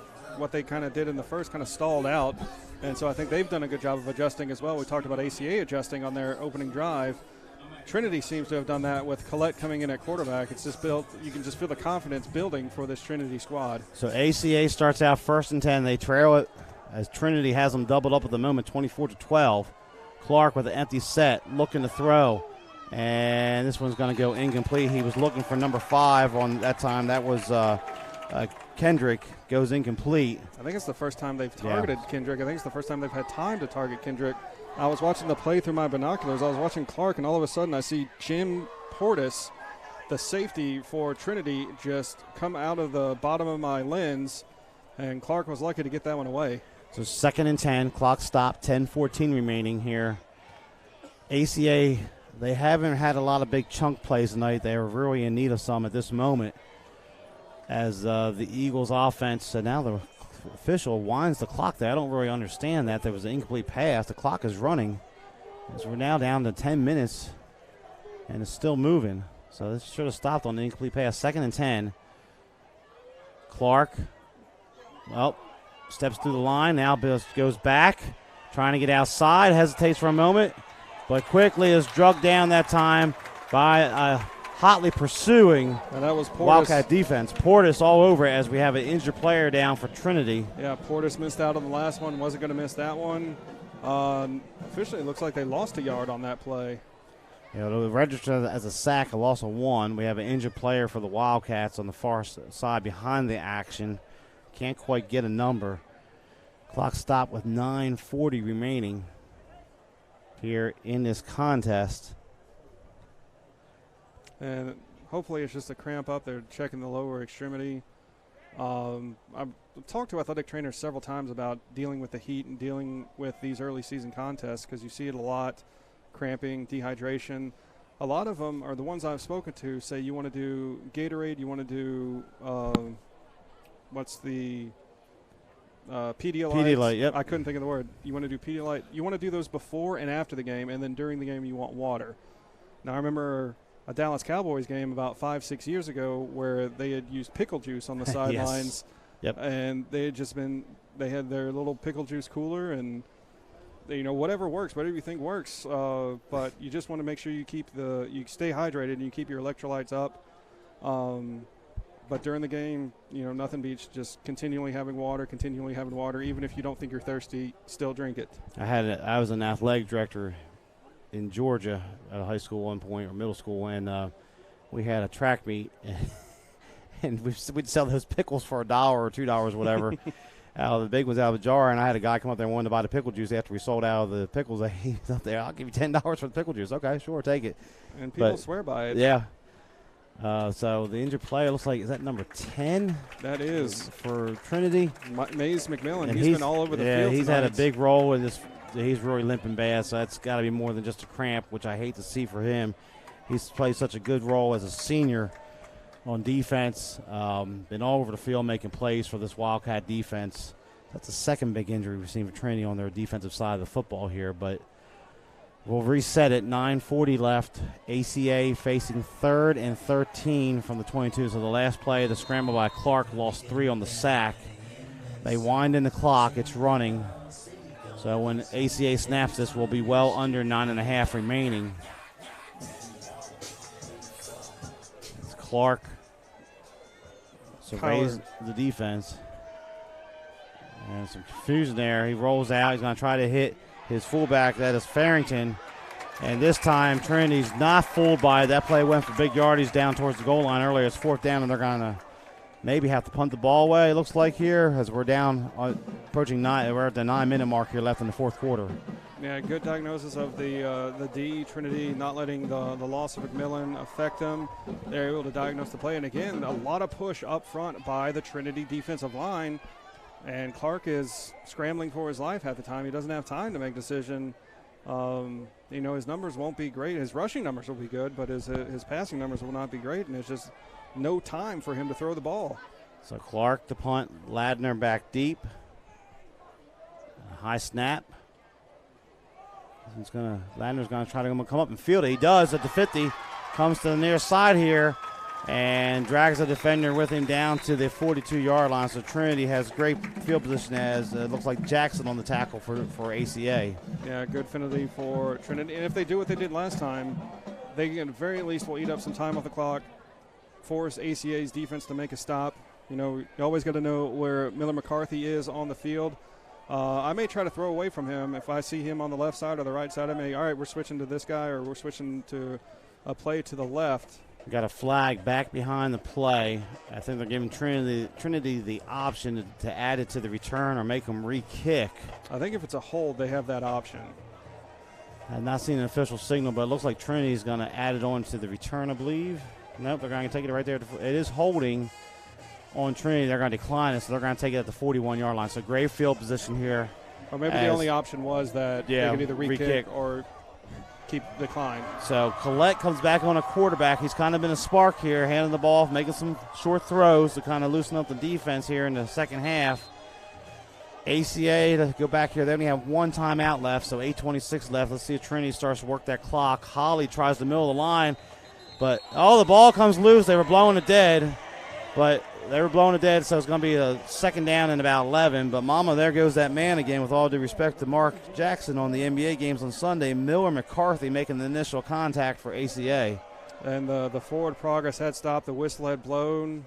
ACA stand doesn't like it, but the whistle did blow before the ball came out, so it is Trinity's ball. But that tells you the mindset here. ACA trying to strip the football, get a play on their defense again, which has played pretty well tonight. Holly gets it back on the counter here. Drives those legs just inside, maybe at the 40. Picked up 2. Bring up third down and 9, as we now have 7.5 left in this contest.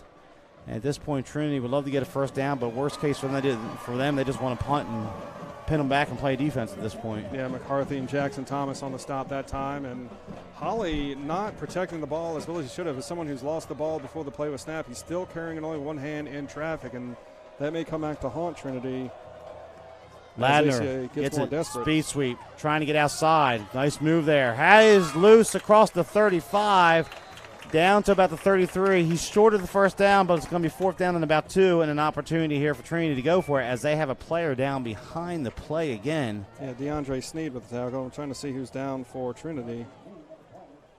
So the training staff goes out again. We're going to take a quick timeout here. 6:49 left officially now. It is Trinity 24 and ACA 12. You're watching the Extermatech Pest Control Game of the Week on the Montgomery Sports Network.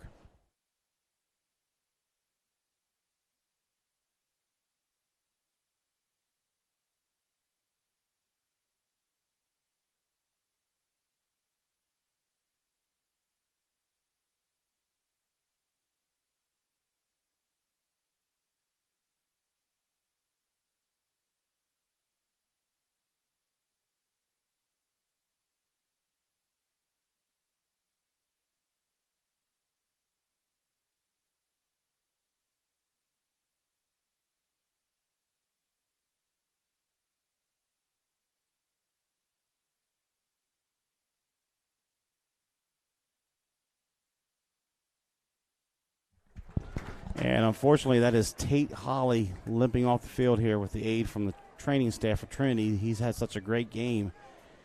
So the Wildcats will have to put a new running back in here for fourth down. 4th down and 2. They could let the play clock run down and call a timeout. Have some options here. Looks like number 3 is in the backfield. That's going to be Mac McClinton. But Colette's going to look to put it up in the air. Oh, he's dropped behind the line, and there he is again.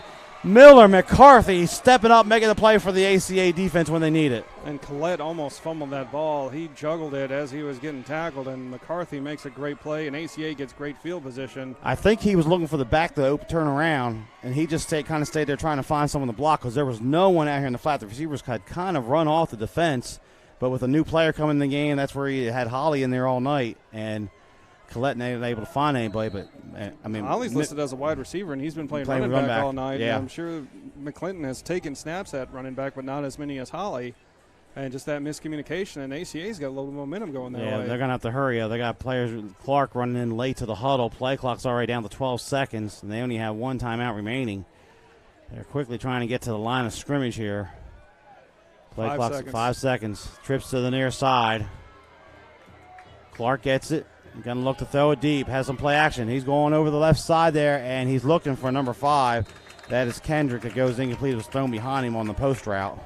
Yeah, overthrow pressure put on by Watkins Johnston of Trinity, and they targeted Kendrick for the second time in as many drives. So this is just not a good throw by Clark. And now this time KJ Kendrick comes to the bottom of our screen. Good-looking receiver out there, 6'2", senior, but has not been able to get anything going in terms of receptions tonight.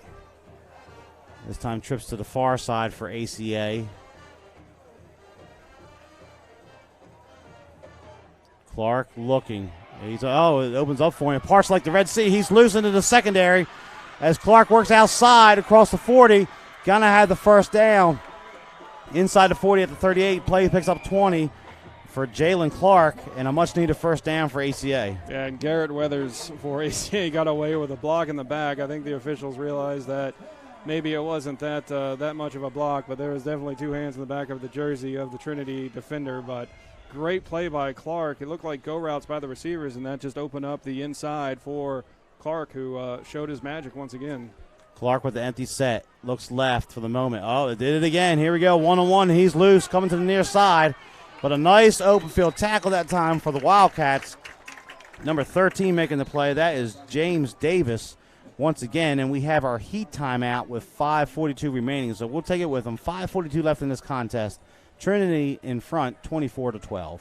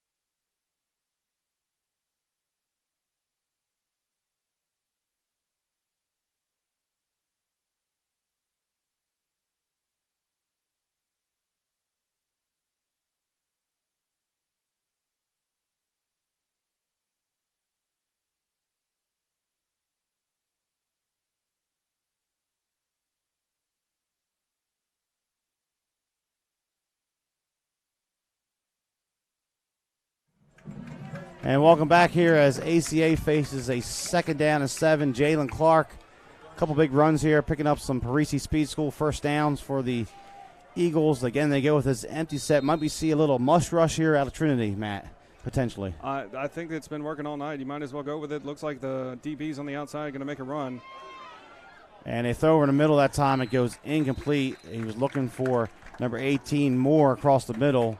Bring up third down and 7. Definitely a 4-down situation here for Trinity, or excuse me, for ACA.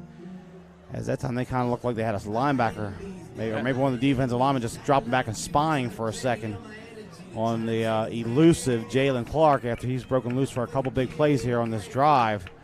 Clock stopped, 5:31 left.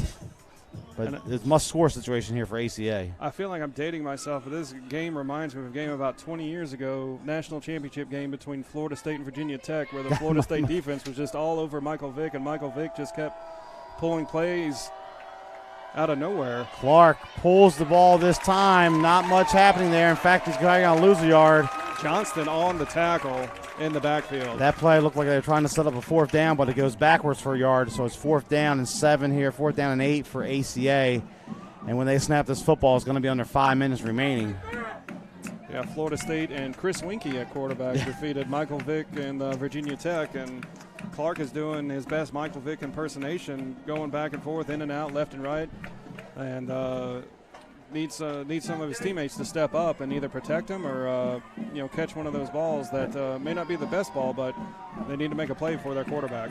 Moore in the backfield this time.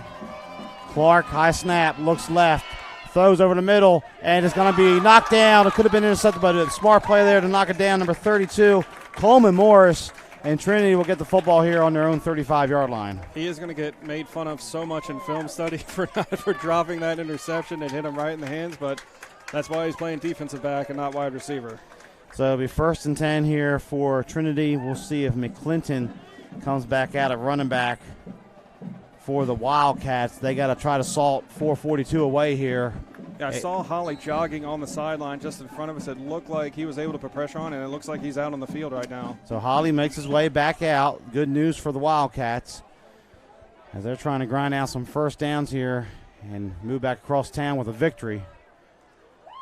And Holly gets it, spun down quickly, no gain that time. As ACA number 15 making the tackle, that was Jackson Thomas, the linebacker, the sophomore, stepping up there for the Eagles. Shot the A-gap and just met Holly as he got to the line. Nice play by the linebacker. So we'll see how far Trinity runs down this play clock. Last possession, they were snapping it with about 10 on there. They are in no hurry, trying to get out of here with a 1-0 record in region play. And it would be a very sweet 1-0 record, getting a win over their longtime rival ACA, as we now are under 4 minutes to play. Play clock is down to 5 seconds. Collette hands it off Holly.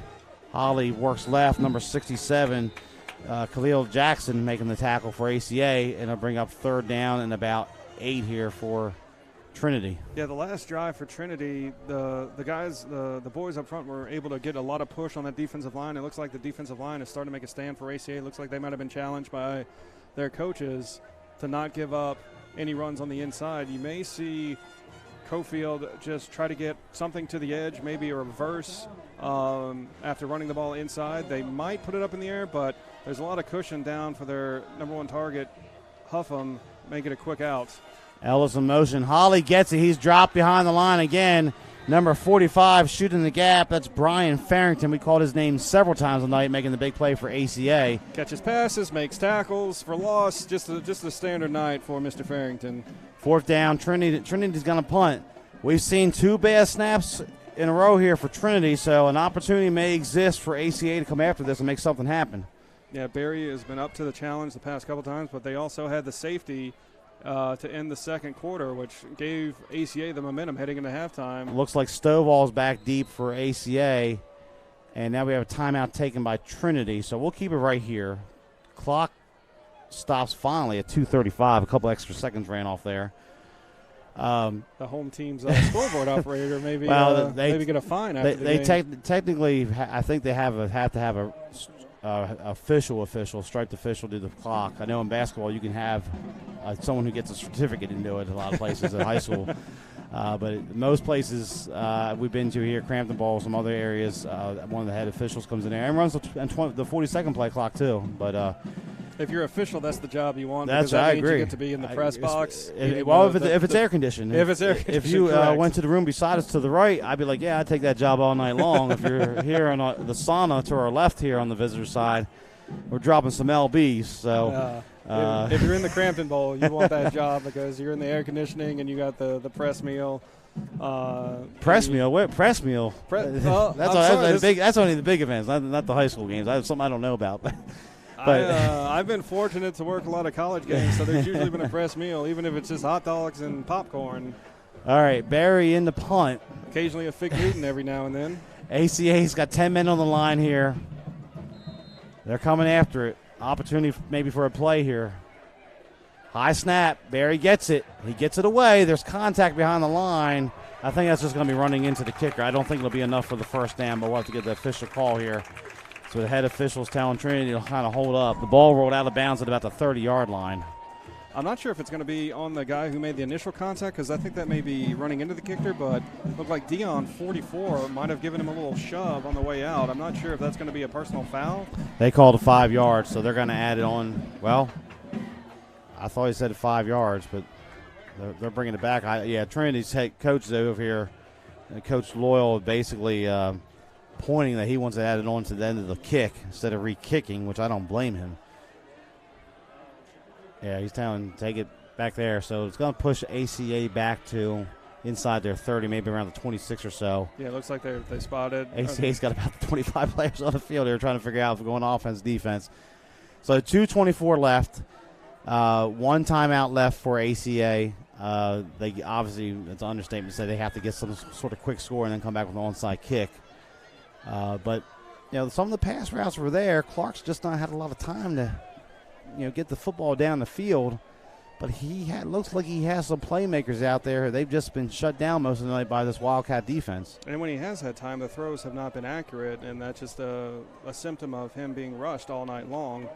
But Trinity has been showing press coverage and then backing off at the last second, especially on Kendrick, the DB at number 11, Jake Huffam, is going both ways. He's been walking up and then backing off. There's about a 10-yard cushion now for both wide receivers to the right as Clark drops back to pass. Nice throw over here, complete catch. Hunt makes the grab and smartly gets out of bounds. So Trinity backs off a little bit. They pick up 9, maybe 10, depending on the spot. They're going to mark at the 40, so it's going to be a yard short, so it'll be second down and 1. Clock stopped, 2:18 left. And Trinity just playing off a little bit. Like I said, you won't go broke taking a profit. That's what Clark does on that play. Hopefully a confidence builder if you're ACA. Now Kendrick comes to the bottom of the screen. Huff goes to the top. And we'll see how that changes. Again, about a 10-yard cushion for the outside receivers. Second and 1.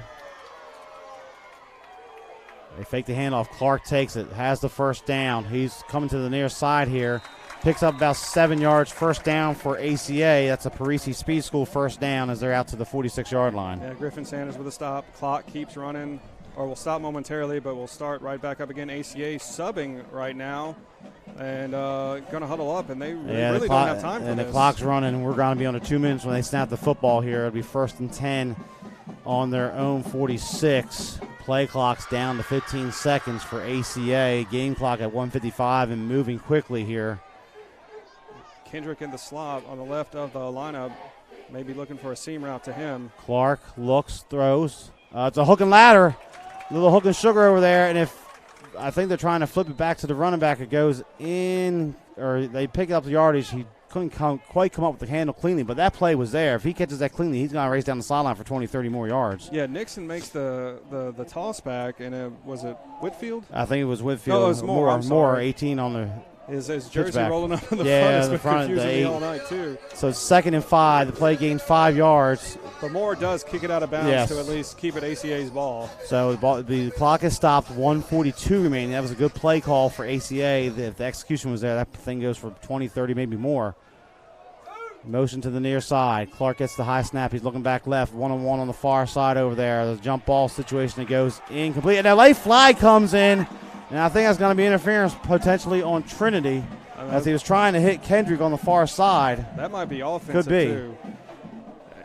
ACA is moving up like it's theirs, but that may be offense. It looked like Kendrick might have pulled down Sanders. It's on Trinity. They called interference, so it's another Parisi Speed School first down via penalty for ACA. But I'm with you, Matt. That one, that looked like two guys just going for the football, and I thought Kendrick might have pulled down Sanders on that, but we're a little bit further. It was on the far side, yep. The home side there. So the coaches, I'm sure, were yelling, and next thing you know, the flag comes out. Nevertheless, first and 10 for ACA at the 34-yard line. Again, the clock stopped. 1:37 remaining, so 97 seconds left in this contest. Play clock, they're not going to get the play off. It's 5 seconds. They're going to have to hurry. 3, 2, 1. They give it to him. They're looking far side there, Kendrick, and it goes incomplete. And, of course, the Trinity fans in front of us want offensive interference that time. They're not going to get it. So there's a player down behind the line of scrimmage. That's Slow to Clark. get up. Clark gets up slowly. He's up and walking around. I think he took a shot after the throw was away. Didn't see who, but he's shaking up a bit. He's not happy. That throw should have been a little bit more to the outside. Let your guy have a chance at it. But So 2nd and 10. just not a sense of urgency from ACA that I would expect at this juncture. Minute 31 remaining. I mean, you need 2 touchdowns at this point. Clark looks left again, going over there. Kendrick gets it. He's tackled, and they're going to mark him. Nope, they're going to mark him in bounds. They said wind the clock, but the clock stopped. Yeah, now it's running again. So the pass is complete for positive yardage. He's unable to get out of bounds. Good job by the Trinity defense. 3rd down and about 4. Not a Parisi Speed School first down. No, not yet. So 3rd down and we'll call it 4. Minute 5, clock running. Clark looks, going back over there again. And it looks like Kendrick on the far side makes the grab, and that is going to be a Parisi Speed School first down for ACA. Clock stopped, 1:01 left, so 61 seconds left in this game, but they're going to wind it back up here quickly. Yeah, they would say he did not get out of bounds, but he did get the first down, so that does stop the clock. So it is 1st and 10. Ball resting at the 21, it looks like, for ACA. They're quickly to the line this time. Clark gets a snap, looks left again, steps up, may try to run it, breaks open to the left, trying to get to the sideline. He's still moving, spinning his way out of bounds. A nice job by Clark to get out of bounds and preserve the clock. 52 seconds exactly left here as he picks up positive yardage down to about the 16. Yeah, McMillan forced him out. It's good to see McMillan back on the field from his linebacker position. But Clark, the play got positive yardage, but it took a lot of time. Yep. So 2nd down took 9 seconds. 2nd down and 4 at the 16-yard line for ACA. Trying to frantically get a score and come back with an onside kick potentially. Empty set again. 3 receivers to the near side. Clark's looking over there. He's going to the corner. And Kendrick goes for it in the back of the end zone. It goes incomplete. So 46.9 left, and it's 3rd down and 4. Yeah, Ladner on good coverage that time. They looked like they had another safety over there, just doubling Kendrick. And it doesn't look like Clark is getting past his first read. And that's one thing that kind of separates good quarterbacks from great quarterbacks is being able to get to your 2nd and 3rd read at this level with the speed that he's faced on defense. He hasn't had time to go to a 2nd read, but that should have been one where he should have tucked and run or looked for a 2nd option because Kendrick was blanketed on that play. So 3rd and 4 at the 26. 46 seconds left. Clark again looks left, flushed out of the pocket. It's opened up here. He can take off and run if he wants to. No, he's going to direct traffic, throw it late. Goes incomplete. And a nice job by the Trinity defense. Number 10. We called his name several times. Myers McMillan applying the pressure for Trinity. Yeah, just a tad late. Did not get there in time, but forced the bad throw. Clark threw it out in front of his wide receiver to go get, and I think his wide receiver might have stopped on the back of the end zone. But it is 4th down, and ACA is down to the last chance. So 4th down and 4 at the 16-yard line for ACA. 39.1 seconds left. Play clock's at 12. They're going to have to hurry up or they're going to take a timeout. ACA is going to burn their last timeout here, so we'll keep it right here on the Montgomery Sports Network. You're watching the Extermatech Pest Control Game of the Week. Next week, we will travel out to Vaughan Road to Montgomery Catholic. They will take on these ACA Eagles, again, in a Class 4A Region 2 matchup. Montgomery Catholic, number 4 in the state in Class 4A. We had them earlier this year, and they had an impressive victory at home against Tallahassee in Week 1 by a score of 28-7.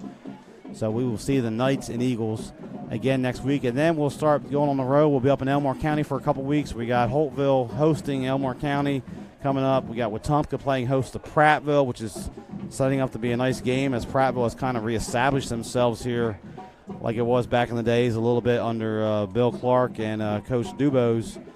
Caleb Ross getting things turned around up there. We'll have Wetumpka and Stanhope Elmore, which was essentially our game of the year last year, which was Stanhope Elmore knocked off number one Wetumpka. We'll also have the Mustangs playing host to Opal Lake later on. So a lot of action coming up here in the next few weeks. Again, go to mymgmsports.com. You can get our complete schedule there for the rest of the season. For ACA here, so what's the go-to play here, Matt? What are you looking for on 4th down and 4? I mean, honestly, you got to get the first down in my mind. I know you want to go for the end zone, but you've not shown the ability to get plays long down the field or long plays down the field. So get the first down and reset. and then you have 4 shots to the end zone. So I'm looking for a quick out. They ran it earlier. It depends on if Trinity's going to run press coverage, if they're going to play off. It looks like they're starting out in press. Huffman is on the wide receiver to the lowest, but all the wide receivers are about 2 yards. Looking to throw here. And over the middle, and it's complete down near the 10-yard line. I think that will be enough for the first down. It is. And that was going to be Ladner with the catch. Yeah, Ladner makes the grab. But the clock will start. Check Landers, Corey Landers makes the grab. So it's 1st and 10. Clock's running again. They're going to have to hurry. Clark, they move the formation over here. The motion man. Clark looks right. He's under pressure. He's sacked, and that, for all intents and purposes, is going to end it here as Trinity gets the big hit. And again, it looks like McMillan on the sack for Trinity. Mays McMillan having a monster game tonight for the Wildcats. Clock under 10 seconds and running here. ACA trying to get another playoff. The Wildcat fans on the near side on their feet.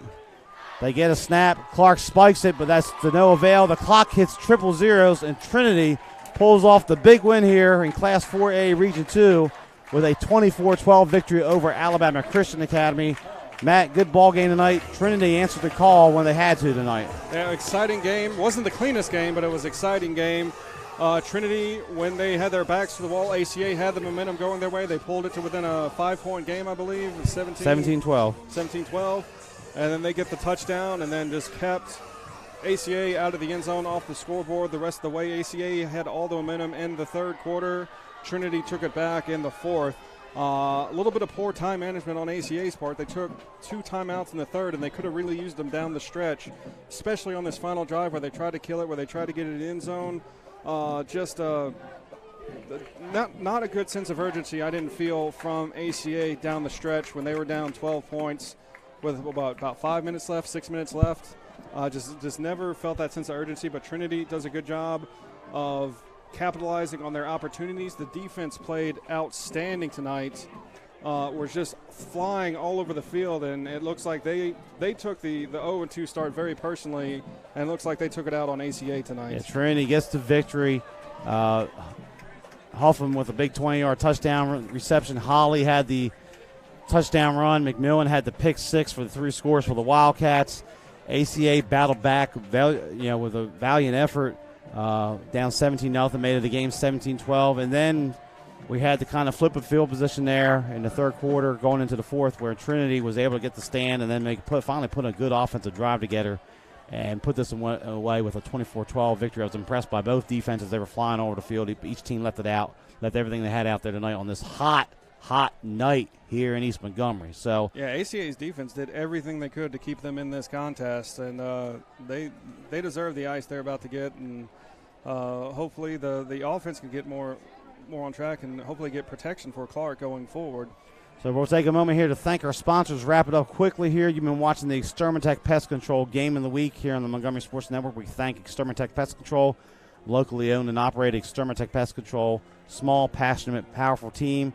If you have bugs bugging you, call Extermatech. They've been bugging the competition for 15 years, 334-209-4590. We also thank Matt Matthews of ProtectingAlabamaWorkers.com. Workers' compensation attorney Matt Matthews has many years of experience litigating workers' compensation cases.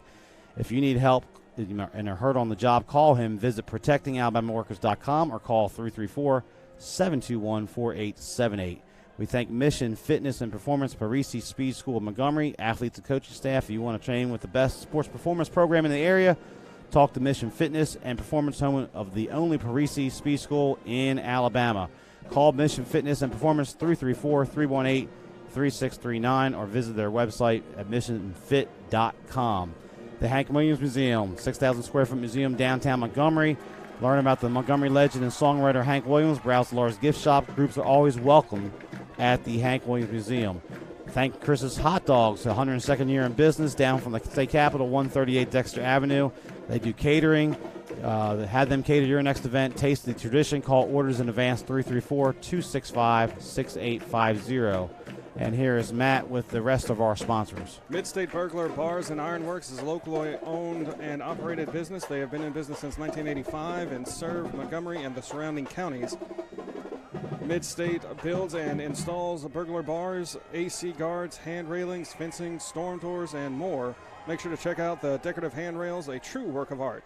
Call Mid-State at 334-313-9015. That's 334-313-9015. La Zona Rosa Mexican Cafe, located at 2838 Zelda Road, minutes from downtown Montgomery, is one of the area's finest Mexican restaurants. Check out their great build-your-own lunch and dinner selections and updated menus.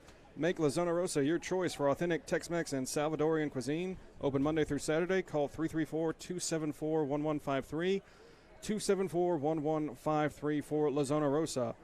Delta Printing and Sign Company opened in 1979 and is still local and family-owned. As a second-generation business, they have stayed true to their roots. They get to know their customers and take pride in helping meet their printing needs and stay within their budget. Their goal is the same now as it was when they first opened, to provide a quality product at a competitive price, accompanied with exceptional customer service. So remember, no matter what it is, when you need signs, printing, direct mail, let Delta do it. Call 334-271-COPY, 334-271-COPY. At our media partner, the stations of Blue Water Broadcasting, News Talk 93.1, KISS FM 97.9 Jams, Bama Country 98.9, Yo 100.5, Classic Country The Possum 104.9 The Gump, and 107.1 The Vault. They are local folks helping local business. Call them and let them help your business. 244-0961, area code 334-244-0961. And we'd also like to thank Mac the Camera Guy. Visit macthecameraguy.com for all your photo booth needs for weddings, events, corporate events, proms, birthday parties, macthecameraguy.com. So we thank all our sponsors. Please tell them we sent you to see you here on the Montgomery Sports Network. We appreciate each and every one of them. So we'll wrap things up here. Final score once again, Trinity 24 and ACA 12. Next week we will head out. We'll see ACA taking on Montgomery Catholic, 6:30 next Friday here on the Montgomery Sports Network. Our executive producer is Stephanie House. Our director is Tommy House. Technical director and replay operator is Stephen Mock. On camera, we have Nathaniel McCall.